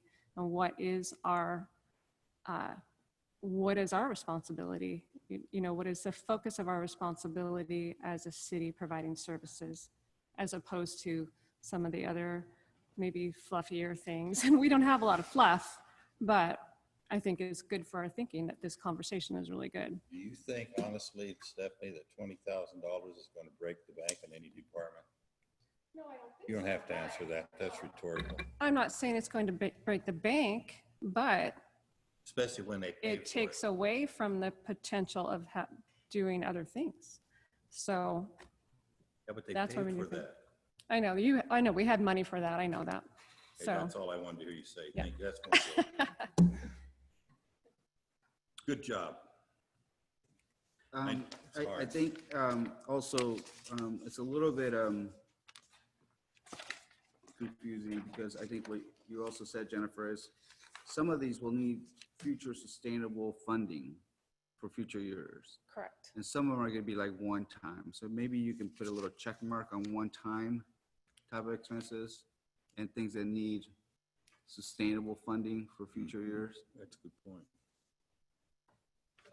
things we could build into our model, our forecasting model, and look at that. Okay, I have that written down. Thank you, Jennifer. Any other comments, questions? Okay, I think that's all you need is some feedback. You got some feedback? Correct, I do have some feedback, but if there is anything else that was on the suspended list that you do want to put into the budget, But we can still do that on the 16th. you can do that on the 16th, correct? Okay, Thank you. thank you. Chair, can we have a little break? Want a little break? I feel bad for our guest speaker who's been here for almost, how many, 3 hours? I just noticed you were like last. I apologize. Let's take a quick 5-minute minutes. break, and then if you don't mind, sir, I know you've been here not 3 hours, so apologize. Poor guy. But I feel for you.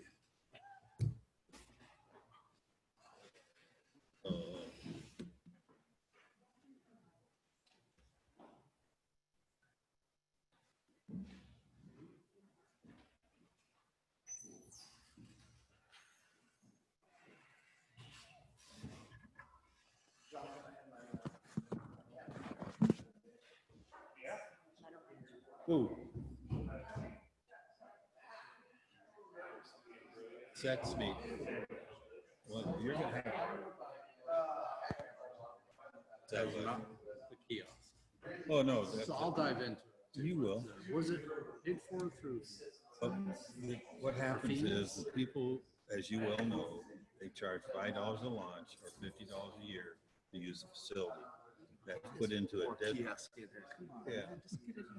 that's in a dedicated account, a number on the general fund. actually comes out lower. It does. It's not really general. It, What you're saying. well, here it is, But, right here. but it's money that also is set aside for the main structure down there. It is, absolutely. And it's some of that is then dedicated to funds. I'm not arguing. You're absolutely correct. Here it is, right here. That's a line item, and there's the money. That's how much they budgeted. And then what? Well, I don't have on the budget. See, that is the key in there. I bet Not the there's budget 15. I line, bet there's 15, but it would be $20,000. the revenue receipt, and it could be targeted to the revenue. for Check that maintenance. out, 'cause it's not in there. I don't know what the balance is. Okay, yeah, because they don't. It just shows you that it is a designated line. Launch fees. Hey, bud. Good seeing you, man. You can shake my hand. I'm not. Anyway, we can work on that. The chief has it all. What we were going to do is put a Wi-Fi in there with a swipe card.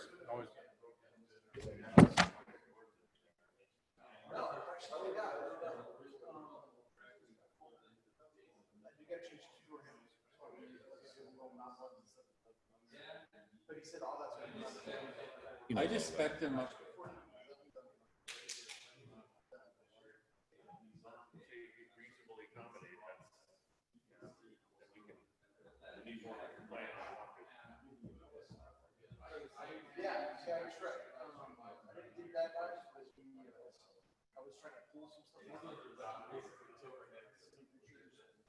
$400 volts. Well, some of them.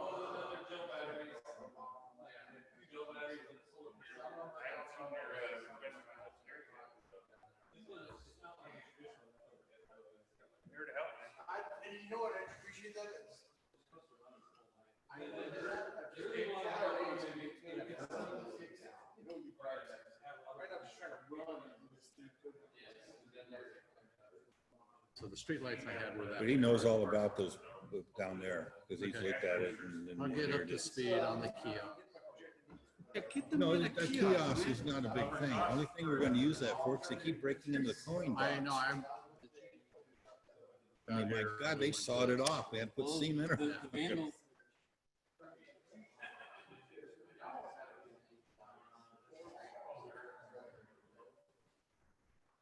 Service pay boxes and stuff. They're made out of steel. You'd have to have a torch. They took, what are those reciprocating saws, what do they call them? The blade that goes like this. And it saws and went right in between it and sawed the hasp in hand off. Took it and sawed the base off, so Ken put a casing over it, poured concrete in it, so they can't do that. And they took welding rod and carbon rods and ran up and down. So they can't Vandals cut do it. bad things. I've seen them come in. Oh, yeah. They drug them out. Yeah, they can go. And down. And That's why they're- we need to make it. Yeah, Serious. that's right. Electronic, do anything Oh, now. swipe it with your card. So it won't go around. Like we're doing at the parking thing, what I talked about. we I've issue a seen more freaking things annual broken permit, too, I can't and you do believe. it online and we're done. And don't do any of that. I just bought.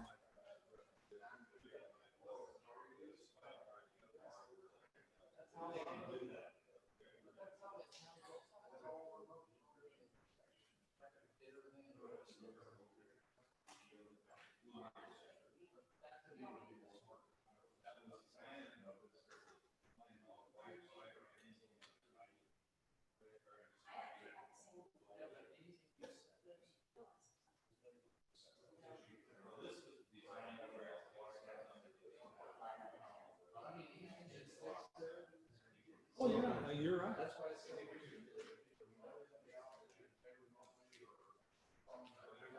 It is. And then do it.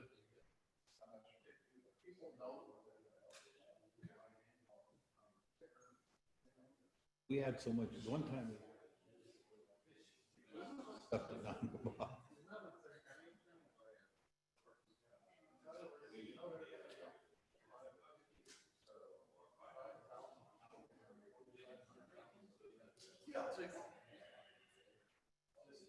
Sad situation.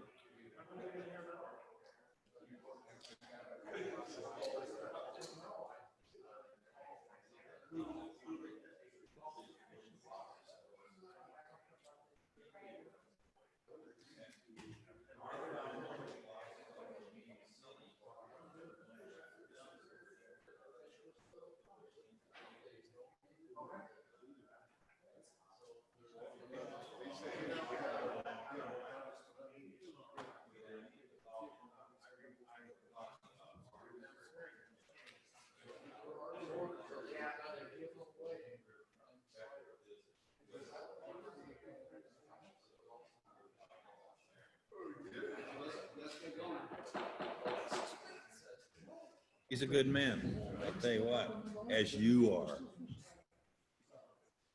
Your mom raised good kids. Oh, I got some new water here, man.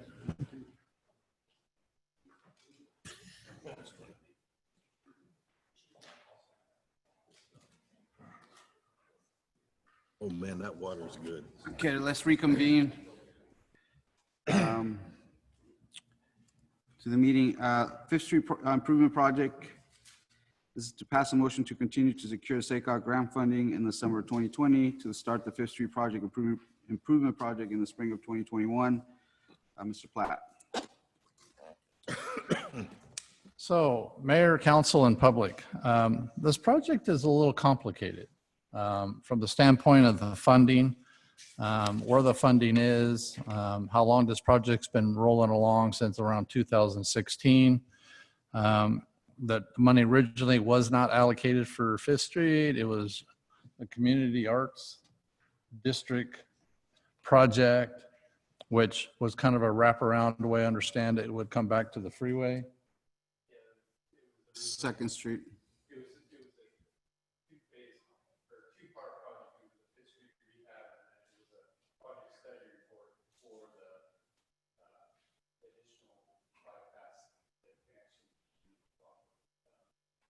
Second.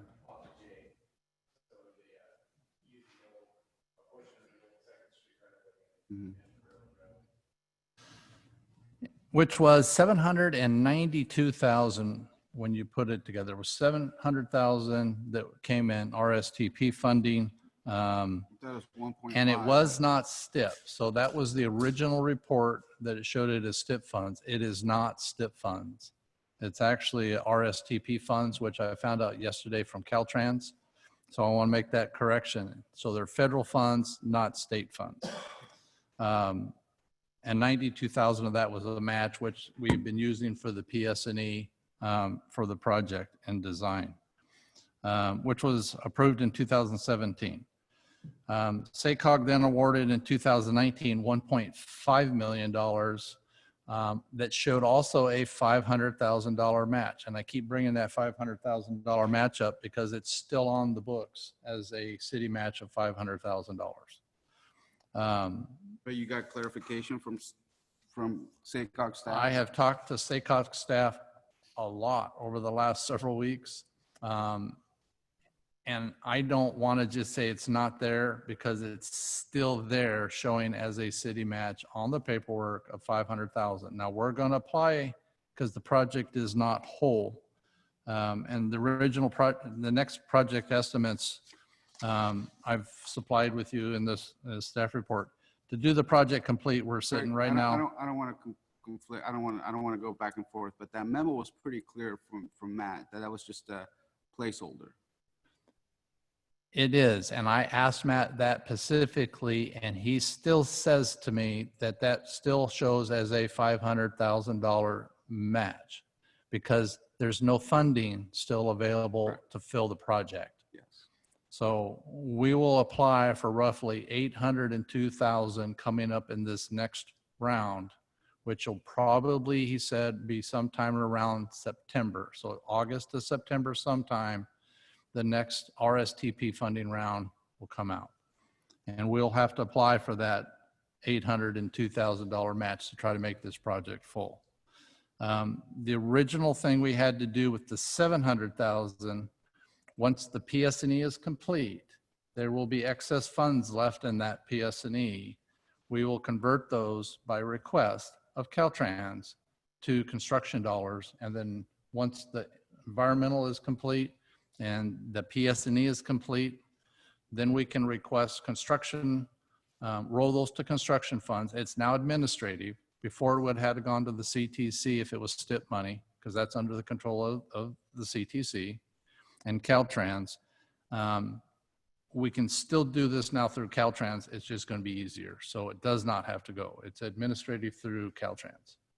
And Caltrans will issue us the right to proceed to construction once they receive the documentation of the environmental completion and the PS&E, which will be all the plant specifications, are complete. So once we have those, then they'll qualify the project for construction moving forward. So right now, we also have the water line replacement, which has not started. They've done some preliminary work, which was all on track. They actually originally approached them, I believe, some time ago about the project moving forward. And Yes, I approached California Water Service when we were first working on this project in 2017 and made them aware that we're going to be redoing the road. So they need to, you know, if they are going to replace the water main in it, it needs to be in conjunction with this project. They had a bunch of water line work that they had to do with the 12th and J project. They kind of took up some of their money, and then they wound up, as a result of that, they had a bunch of failures going down 12th Street. So they had to replace the water line down 12th to D. So it kind of set them back a little bit as far as timing and money. But they pushed forward, got it budgeted. They were on schedule, I think, before this whole COVID thing to start it earlier, but they've gotten pushed back. They've done their preliminary potholing, and I haven't talked to Mary in the past week or two, but they were scheduled to start within the next week or two on the actual work. yeah, and that's been pushed back. So we've issued permits on that for them, and they're replacing the water infrastructure within the right of our project. So Along the footprint. Fifth or on the cross? Yes. So On they're Fifth and then to the side streets to get outside of our project scope. So the project is on track for the original timeframe, and the goal still is to have everything completed this fiscal year and release the project for bid. And we would start when obviously the weather, starting a construction road project and into the winter is not a good plan. By the time we have the environmental done and the qualified back and the documentation back, and then the PS&E qualified and request construction, we're going to be right about the end of September. So August, September is the goal, to have all that documentation complete.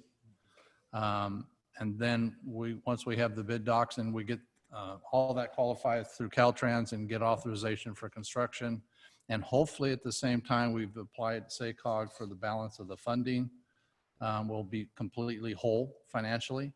We'll go to bid on the project and look for a spring actual start of 2021. So that is. And SACOG's okay with that? Yes. Okay. So the discussions was about advancing it, trying to move it forward. The winter is still the issue. The water replacement we want out of our way. We don't want to compete with time. That just drives up our cost and makes both projects kind of troublesome. In addition, we also have the bridge project that's trying to wrap up. And they're trying to get done. You notice they've opened the lanes up last just week and a half. They're still trying to be complete by August. They don't want to add more pavement down? Well, actually, they've extended their paving limits. Originally, they were stopping, what's the alley, Orange? Pine. Pine. So originally, they were stopping at Pine. They're actually going to extend it all the way to the west edge of I Street. So Nice. I was working with them. Little savings for us. Yeah, so it is a savings. And then we did have the surf through car wash did a little bit of the corner improvements on Nice. was at the southwest or northwest corner of Yeah. F. They've done some. I know there's another project that's proposed right there at 5th and E on the north side that. And they can participate on that as well? They may participate. It'd be nice if they have any utilities that they're going to need for that we can get it in prior to our project. Yeah, and I know there has been a lot of talk about cutting the project in pieces and doing this. I never recommend doing that. If we can get all the funding, we definitely want to do that because it controls our costs. And any of those steps that we don't follow will raise the cost of the project going into winter. Here's my frustration. I've been on this since 2014. Got the funding in 2016 for planning. I've been working, man. You haven't had me. Okay, thank you. Thank you. Hey, Mr. Mayor, I have one question. I don't know who can explain this, but I misunderstood. What's Caltrans part in this? Well, Caltrans, you got to remember, is the agency who everything goes through. So the environmental gets approved through them. No matter what, it's still, I'm going to tell you, the way the COG works here is different than the two COGs I've been tied to, the way SACOG operates as far as funding. The COGs which Marty is aware of, KCOG, which is current COG, the state and the COG are tied together literally, and the cities, the 12 cities within that region all work as a unit and distribute the funds. Here, COG has their own pot of money, which is divvied up by the state directly to them.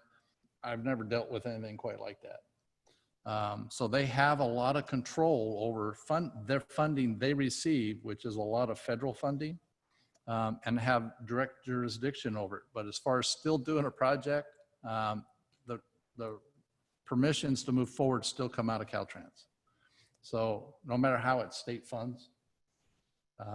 But I think what he was asking was about the STIP funding versus the actual federal funding, that we don't have to get permission from the commission, the Transportation Commission. The federal funds have the least restrictive.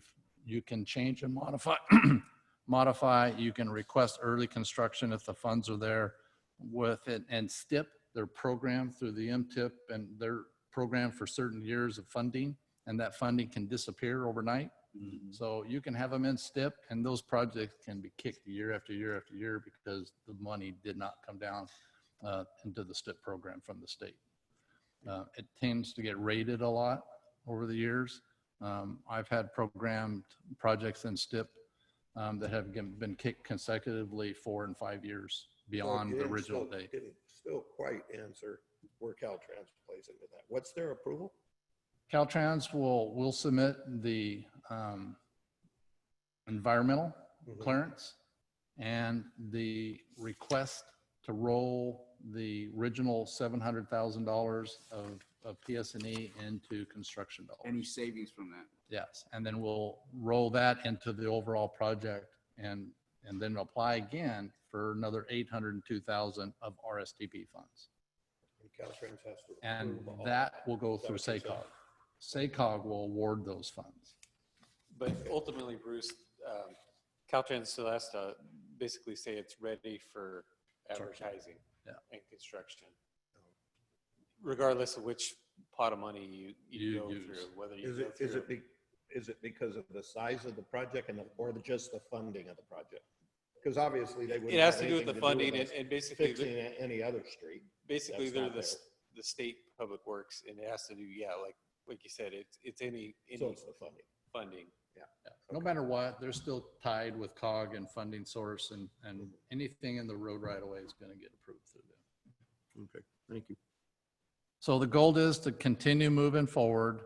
I want to build a really nice project. It would be really nice to carry over what's gone on the other side of the bridge as far as the lighting and landscaping. I have a little bit of different idea about landscaping. We want to be better. We need to be better on this side. But build a very nice project that the city can be proud of.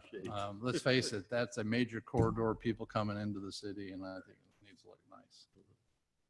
Coming over to get the car wash, a new car wash.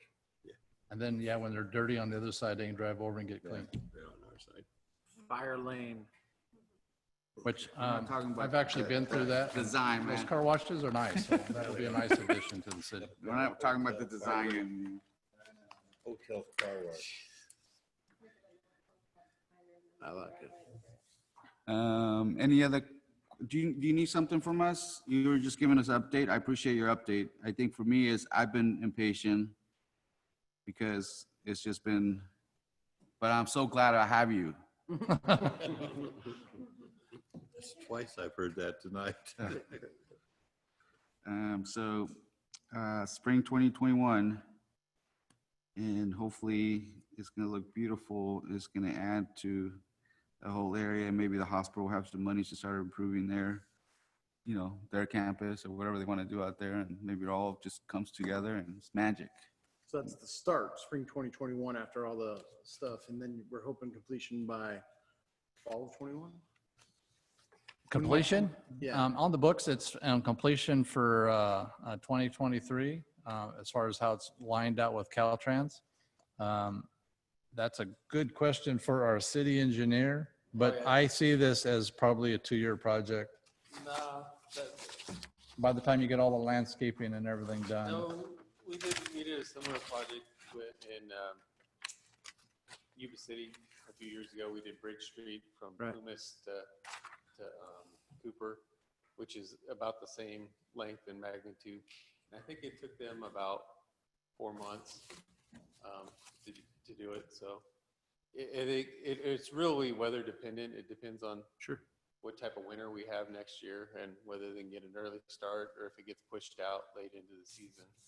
But I think it's definitely doable in a year. Perfect. Thank you. Yeah, single season. Great. You don't have any, you don't need any, you need a motion from us? No, you're just moving forward, right? It's just an update? I need your blessing to say, keep moving forward with the project as scoped and deliver us a great I make a project. motion that we let him go All in forward. favor? Keep moving forward. Motion by Hudson, second by McKenzie. We don't need a roll call. Do we still need roll calls on these or no? Okay, all those in favor say aye, please. Aye. Motion is approved, the vote of 5-0. Thank you so much, sir. Thank you, council. Okay. The last is a appropriate council conduct, keeping with the Brown Act, as requested by Councilmember McKenzie. Ma'am? Yes, so I'm bringing this forward to us for discussion tonight because of some things that have happened lately that are getting concerning to me, and some complaints actually from the community and actually even some staff. And the complaints have been that there's the mayor and 2 council members that are meeting frequently in informal situations and at Stassi's, at Silver Dollar, or other places where people are observing 3 council members together, recognizing that there is a Brown Act that prohibits a quorum of the council to meet together and discuss, potentially discuss city business. And and it seems to me a couple of times in closed sessions lately regarding items on the city manager, it seems like there's been some discussion, quite extensive discussion that could have led to a decision being made beforehand. And let me say that I'm not arguing the outcome of the decisions. I mean, 3 is 3. And so I'm not disputing the outcome of any decision that's been made, but I am concerned about the way that decision could have been arrived at, and potentially feels like a couple of council members have been left out on some discussions. And then I was also concerned when I learned that one of our council members had gone to talk to a department head about the possibility of maybe having a higher position in the city without any of the rest of the council actually having a discussion over that, which led to, it appeared that that department head was probably maybe making extra comments during our last meeting that would be favorable if he was to be wanting that position. So I feel like some things are kind of getting out of hand, and so it's time to talk about this because it's not good for our staff, it's not good for the council. And so I just wanted to, I know that we all get this briefing as new council members with our city attorney, sits down with us, explains to us the Brown Act. It is not difficult to understand. We have ethics trainings every 2 years for members that have been continuing. We also have, I know the new council members receive that ethics training at the League of California Cities training. We're often reminded, and the public even reminds us of these things. So I'm bringing this because I'm concerned about the extent of what's been going on. So I'm just going to read this. As used in this chapter, this is from the Government Code, State of California, Government Code, Section 54952.2. Meeting means any congregation of a majority of the members of a legislative body at the same time and location, including teleconference location as permitted by section, I won't read the number, to hear discuss, deliberate, or take action on any item that is within the subject matter jurisdiction of the legislative body. So this doesn't have to be, it says anything within the subject matter jurisdiction. It doesn't have to be on the agenda. It just has to be anything regarding the city. The next section says a majority of the members of a legislative body shall not, outside of a meeting authorized by this chapter, use a series of communications of any kind, directly or through intermediaries, to discuss, deliberate, or take action on any item of business that is within the subject matter jurisdiction of the legislative body. And so that doesn't have to, it says, any means of a series of communications. So that could be two that have a discussion and then discuss it with one of the others later. Could be texting, could be anything. So it's pretty clear that 3 members of our council can't sit together and have a discussion about anything having to do with the city. It needs to be discussion on what we're gonna eat for dinner, you know, or whatever it is. It can't be discussion, but it has felt to me, and as I mentioned, closed session a couple of times, that there had been a lot of discussion and a decision had been probably consented to before discussion actually happened in closed session. The examples that I want to give of complaints from the public have been pretty clear and pretty specific about what was said. And one example was a time when one of our staff actually had gone to Stassi's, seeing 3 council members together. They walked in and one of the council members turned to the staff member and said, "We got to do something about the city manager." That was the report that I heard. Another community member recently said that he came upon this group of 3 at the Silver Dollar Saloon and overheard one of the members say something about the city manager. So those are reports or unsolicited reports from people who are thinking, uh-oh, we have council members in public aside from a notice meeting that are discussing city business. That's concerning. And I know it's hard to avoid if you're getting together, and I know you guys are friends, and but we have as soon as we become council members, we come under a new accountability. We have new laws that applies to us, and we have a higher standard for behavior because of the public that we serve. And so here's another example from California City's website that I'd like to read about informal gatherings. It said, often members are tempted to mix business with pleasure, for example, by holding a post-meeting gathering. Informal gatherings at which local agency business is discussed or transacted violate the law if they are not conducted in conformance with the Brown Act. A luncheon gathering in a crowded dining room violates the Brown Act if the public does not have an opportunity to attend, hear, or participate in the deliberations of members.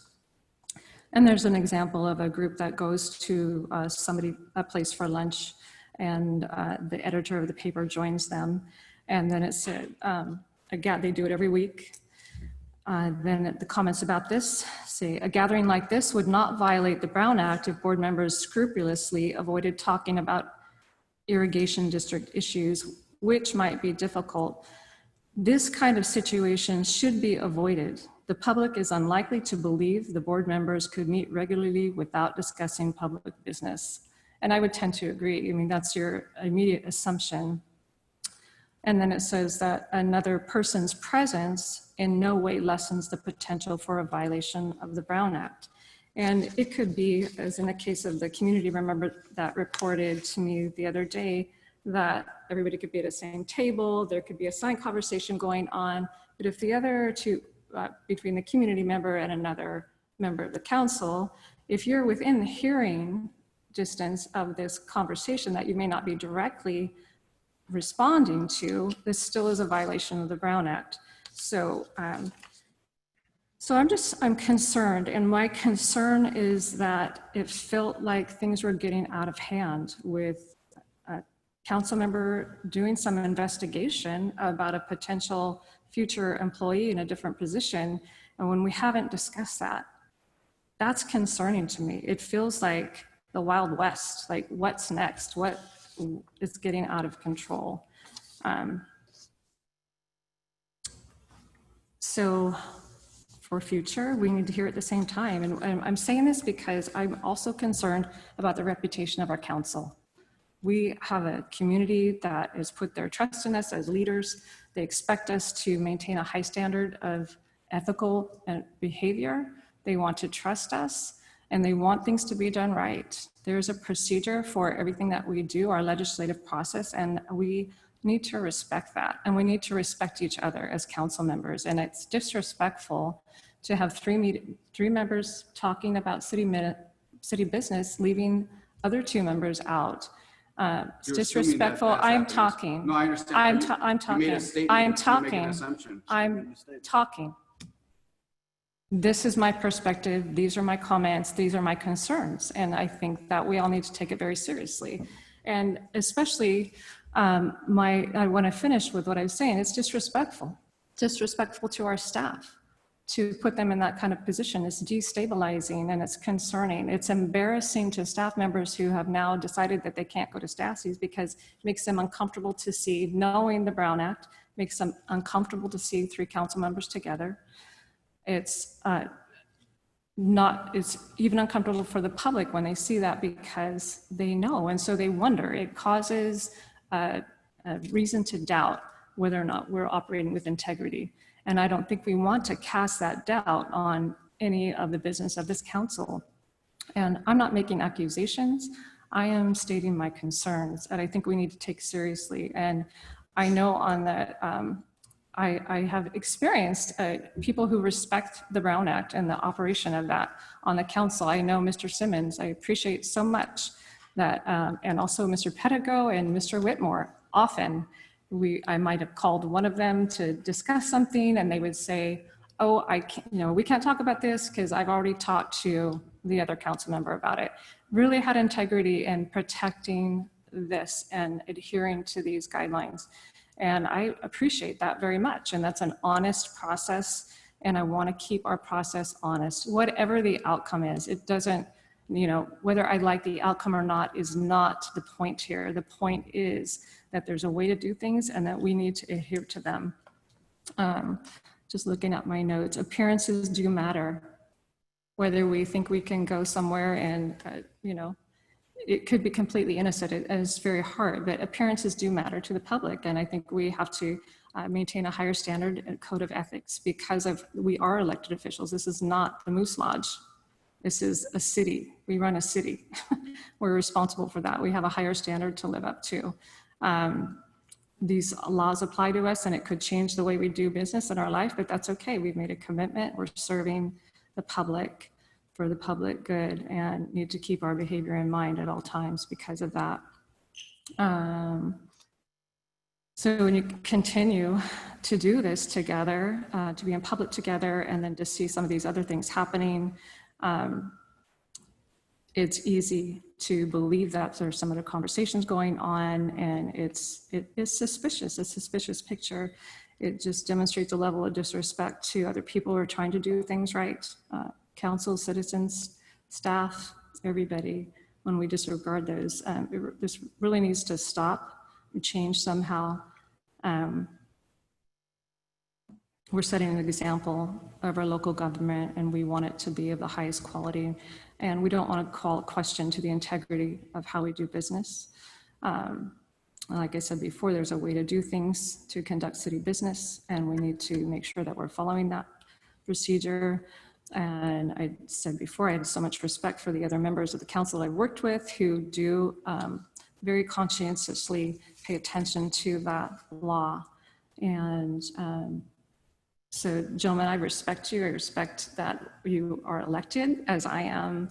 And I would ask you to respect the Brown Act and be concerned about the public image that we're presenting. And those are my comments. Thank you. Any comments? Chair? Sure. So thank you for your respect. even though it appears that you have a little more respect for your former council members because they handle things apparently different to your perception of the situation. You mentioned my business twice. Don't really know what you're talking about, but I would afford any law enforcement officer or anybody that wants to look at my 32 different cameras. We are not always together. I've known Bruce for 20 years. I've known Ricky for 15 years. We've been friends, and this council has taxed that friendship. And we don't necessarily talk about city stuff because I don't like city stuff. So I'm here, and I understand that there's a perception that we can't really control. We have a friendship that goes back far, and yeah, I understand the perception can be seen as we are colluding, and we are not. We've often said, hey, can't do this, moving on. And more often than not, my video showed, I don't even hang out with those guys half the time at the bar because they have their own conversation, and I got a business to run. So I'm not quite sure what you're talking about on this. I don't even know what you're talking about on one of those subject matters that somebody's talking to a staff member, but it doesn't really. Okay.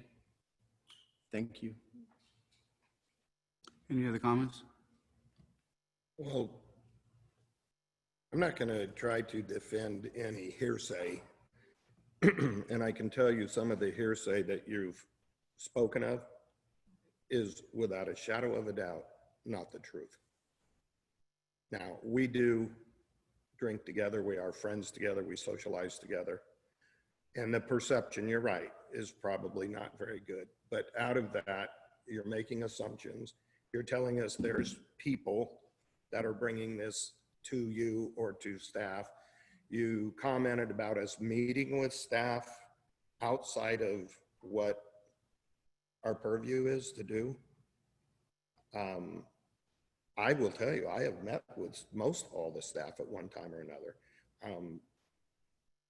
over whatever issues.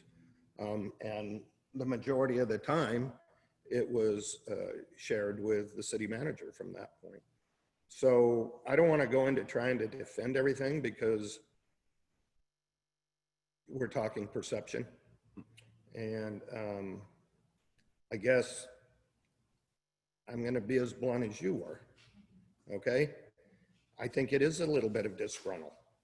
And I do believe it's a little bit of disgruntled. I do think your timing and bringing it out to the public is a timing of, you just announced your campaigning. I think this is a little tough to swallow at this moment, bringing this to the council right here. I guess for me, the perception is if people think we're doing this, there's an election coming up. And I think that's what you're leading up to, is the election that's coming up as part of this. No, it's not, honestly. And I agree with you. The timing does look like that. I am not disgruntled, but I am concerned. And I am, one of the reasons, one of my hopes in our council, I don't want the process of our local government to come under question. I don't want it to be perverted in any way. And I was concerned about that. And I haven't mentioned names, specific names, because I don't want to expose somebody unnecessarily, but I'm just bringing this concern. And so that's it.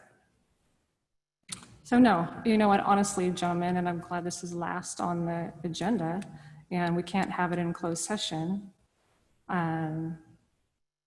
Possibly could have come to you personally and said this, but I think it's something that I don't know if Mr. Simmons has been concerned, but it's something that affects all of us. So caution, I would ask. To the chair, just a comment. I can only speak for myself in my experience. Any violation of the Brown Act, if it's ever proven by FPPC, any action that this council takes or any action takes will be nullified. It has to be done over again. Plus there's fines involved in that. And I protect you guys. I only bring my to you and to you and to you and to you. From my experience, I'd hate to see a complaint filed, FPP investigate it and find out there was a violation of Brown Act, and they nullify all the actions we've taken in that regard. That's the only reason I even say anything about the Brown Act. And we need to be sensitive to that. So I've said my piece, and you're accountable for it yourself. That's bottom line. You do what you think is right, you're accountable for it. With that comes a responsibility and rewards and punishment. Nobody is going to tell you not to do something. I'm not going to tell you. It's not my business to tell you. You all have had the same training I've had, and you know what the consequences of it. And if, in fact, that happens, I don't even know if it happens. But I got to tell you, the penalty is up to a year in jail and a $10,000 fine. It's a misdemeanor. So I'll leave it at that. And I've said that before. This isn't the first time I've said this. So it's up to you guys. It's your career, but it's also our city. And I'd hate to see things nullified because of some mental block, something we just did. You know, understand what I'm saying? We're friends, but we are also elected officials, and we are under a different purview. The purview is we cannot socialize in public with more than 2 people. And Bruce and I have had conversations. He said to me, we can talk to anybody else about this. He's told me that, and we honor that. I've talked to you. You've talked to me. But it's all been in relation to what the law allows us to do. So that's my lecture, and I'm sticking to it. Yeah, I think it's a good reminder for everyone. Any further comments, questions? Not, let's move to the next item, committee reports. No committee reports? We don't have any committees. You haven't assigned us. We had an Ellis Lake committee meeting. Was that updated last time or no? No, we're waiting for the minutes. I don't know if the minutes have come out. That's a good question. I can tell you that additional tests have come out. I think 2 additional tests have come out from the original baseline tests that they did of the water and the sediment. It looks like there's improvement based on the aeration and the fountain being pumped, the water pumping. So, but more formalized information will come out to the public on exactly what that means, just because there weren't necessarily, all of the data wasn't there. But I think what also came out of there is this seems to be some movement. And more importantly, Craig will have the data available in time for him to be able to put his report and close our case with the state. And so that's a positive thing, that everything will be submitted, will be in compliance, and we'll submit that report on a timely basis with the information that is being collected in collaboration with the Yuba Water Agency. I think aside from that, I think as a city, we also have to look at, and I think it was in the budget somewhere, is how do we move forward and putting together a master plan for the Ellis Lake and the surrounding communities to envision what Ellis Lake with the baseball park and possibly commercial with the hotel on the other side, what is that going to look like? And I think there's an opportunity to put together kind of an overall master plan for Ellis Lake. And that's something that we have to decide. But I think Water Agency has been very clear that they're willing to be partners in that, if not finance the entire thing for the master plan. So I know staff were asked, we've been staff, I think, are clear with the conversations that I think we want to move forward and start, what that looks like, what that process looks like for a master plan. And the agency has been very clear during the meetings that they do want to participate in that, and they seem to be good partners. And I think they have or will reimburse us for the pump work, or they already reimbursed us, or no, they already did? Oh, they're going to, yeah. I think that was approved, or? It was the other day on the pod. I think it might have been approved. Yeah. Anyway, yeah. Anyway, but that's kind of the update. Anything else, Councilmember Buttercoli, on that? No, I think you covered it pretty well.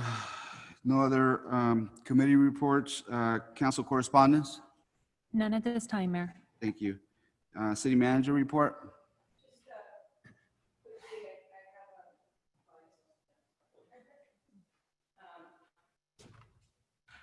Mayor, I know that you would ask the community development director for an update on the small business loans. Oh, yeah, thank you. You got that information with me.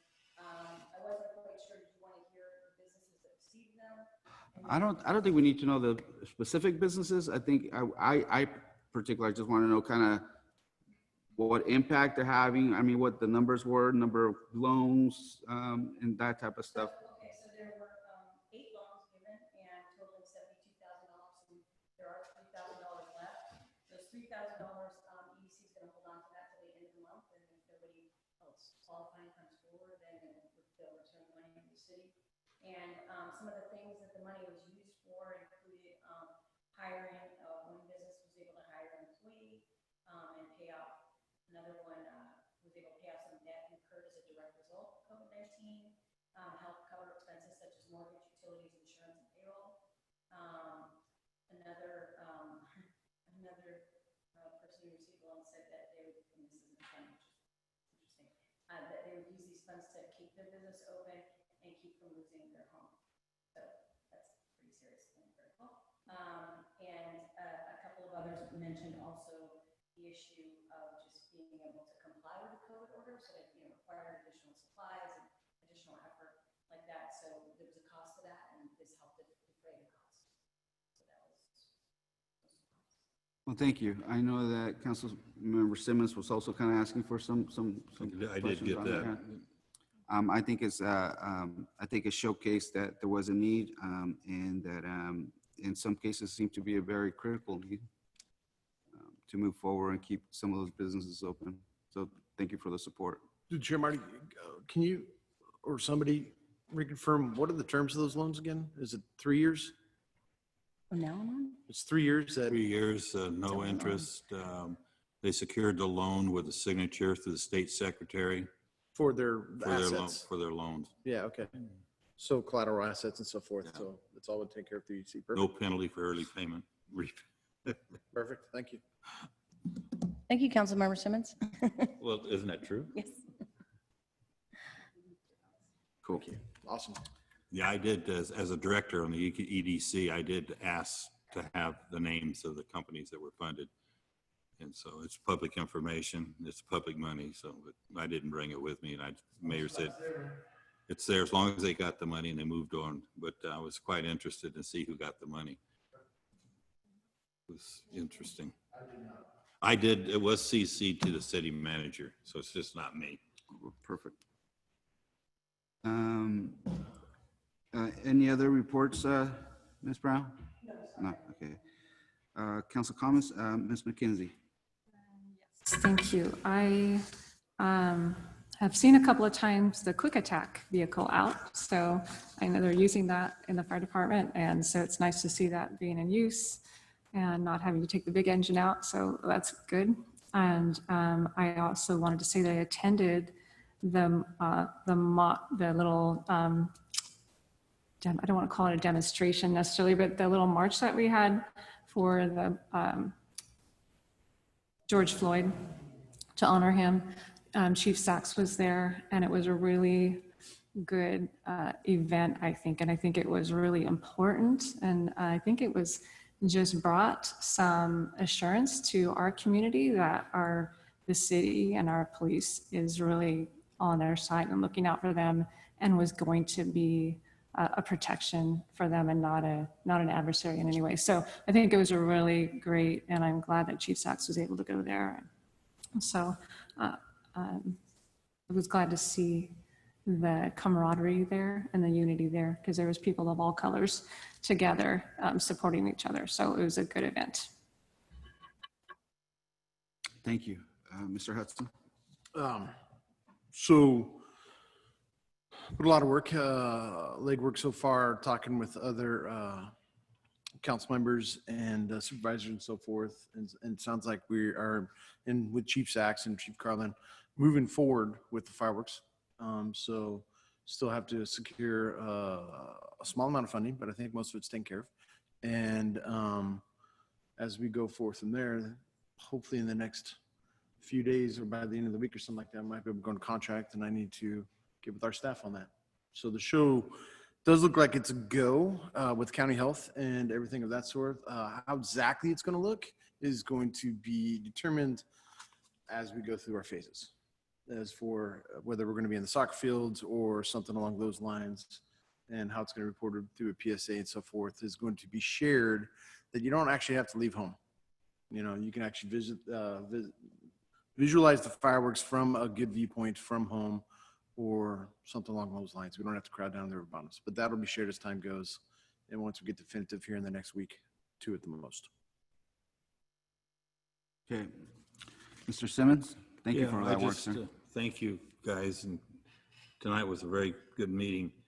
I'd just like to say to you, please don't forget Beckworth Riverfront Park. It is not the river, it's not the riverfront, it's not the river bottoms, it's Beckworth Riverfront Park. I've been corrected on that twice by 2 other people when I wrote my PSA, so thank you. I just want to let you know you were correct. But I just like for you guys to keep in your mind and not put all your efforts into Ellis Lake. Put some of those efforts into Beckworth Riverfront Park, because I think that's an area that has a tremendous potential. It's a revenue generating area. And contrary to popular belief right now, Ellis Lake is a beautiful thing, but it doesn't generate 1 penny for us. So we need to be able to generate revenue to support Ellis Lake. And I just please remember that we need to, as a committee of 5, start thinking about how we're going to improve Beckworth Riverfront Park. As you're probably well aware of, there's going to be a new business coming to town. It's going to be making off-road vehicles, race cars. And they're also, I think the city manager is in the process now negotiating a contract for a track down there.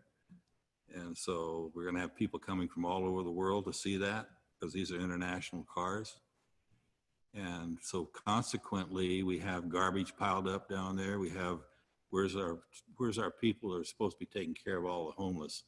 They got a garbage pit, looks like YSCI, right in the middle of that place, right by Thorntree. We need to pull it together as a council, make that a priority and help Public Works, give them the support they need to take care of that. We got a $250,000 restroom down there that I had a conversation with our city manager about reducing that budget $5,000. So just keep that in mind, if you would, please, for me, because I'm not going to be with you much longer. So think of me, man. Think of me. Thank you, Mayor. Thank you. Vice Mayor? I want to, first of all, say how well the banner program is going. Yeah. And the kids were, I think the parents loved it more than the kids, but it was something I kind of got the ball rolling, but I want to give the credit to the mayor, because he went out and got the funding for it. Really handled it well. So I want to thank you for that. I think it was a great idea. Also, just thanking the staff for everything they had to do to get them up, especially on a Saturday, I think is when they put them up that Saturday morning. So, and continuing to have to work to take care of it. So I appreciate that too. But I just think that was it turned out great. With just a little bit of business, and this won't be the time to discuss it, but I probably will bring this to Marty, but out of a conversation with a staff member that came to me about something other than this, I want to kind of have a discussion on how we got the fire investigator under the PD rather than under the fire department, especially when I think Ron is probably the only certified one in the bunch that's doing this, but it sounds like there's a lot of conflict going on with that. And that's something that I'll either bring to you personally to start, and then maybe we can get it on the agenda for discussion. No, the fire investigator. So fire investigations. Yeah. It should be under fire, but Yeah, apparently but I some of those police understand that officers it's not. believe otherwise. That's why I want to have that discussion with you before we bring it for any more discussion. Yeah, I mean, that doesn't hardly make sense to me, so I want to have that discussion For further. clarification, I believe that it's arson specifically. whatever the proper term is, I appreciate that, but whatever the proper term is, the investigating is being done from a PD member. So we'll have that discussion and then maybe bring that back, but that's for another time. I just wanted to bring that out. Thank you. I think you ought to say thank you to the city council for on those pictures, those seniors. If it hadn't been for the city council, it would never happened. Well, thank you. Thank you. Thank you, Thank council. you.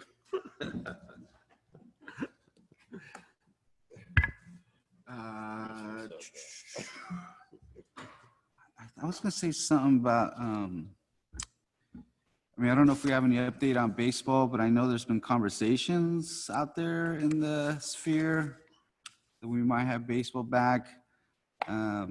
So that would be pretty interesting if it does happen.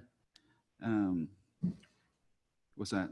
Well, excuse me, Yeah. No, I it's was okay. going to say, since we reported out in the city council, the contract's been signed, the ad hoc committee is no longer in existence.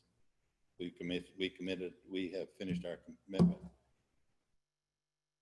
Correct. I'm just saying that I heard that there was a request made to the county by the baseball folks to get with Dr. Liu to see if they can get some games going.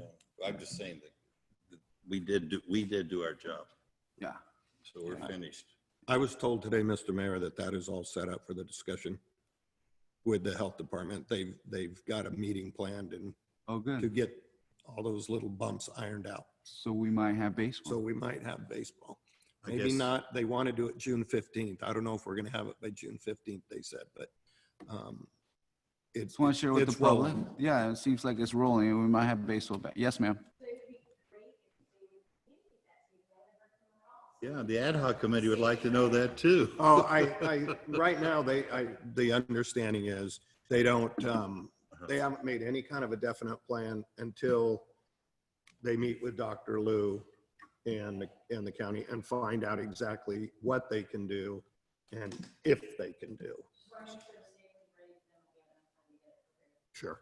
Oh, I'm sure they'll be wanting for it also.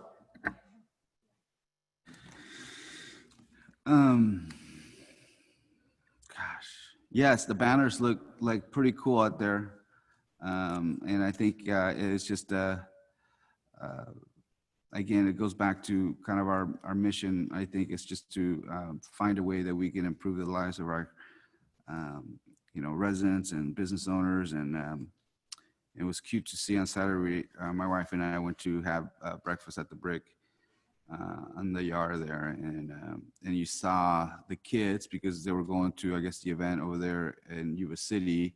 And so they were wearing their gowns and their cars and stuff, and they would stop and they would take a selfie next to their posts and stuff and their pictures and stuff. So just to give you a quick update, there's going to be another, at least set of 3 renditions. So next week, there'll be another set for next week and stuff. And then also the Marysville Academy of Arts will also be highlighted, their students. So that's being printed. So I am talking to Marysville Unified School District to see if we can find some homeschool kids or some other kids that might be able to participate in the program, because there's enough funding to get it printed and we have enough commitment from the city to do at least 4 times rotation and stuff. So in any case, that's the update for that. It's been 4 hours, I think, of the meeting, so we'll just adjourn to our next council meeting. Yes, sir.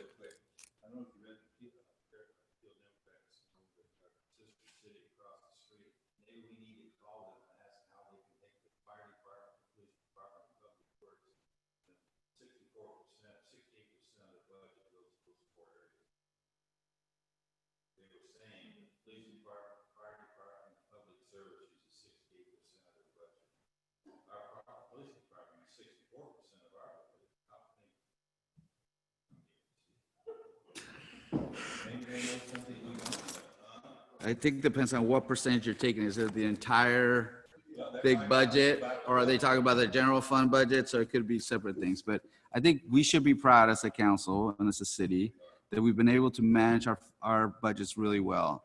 And we're not going to reduce any services, which we should be extremely proud. And we're not expecting to reduce any services. And we're looking for ways to maybe even expand. So as a council, we should be very proud. So we'll adjourn to our next meeting.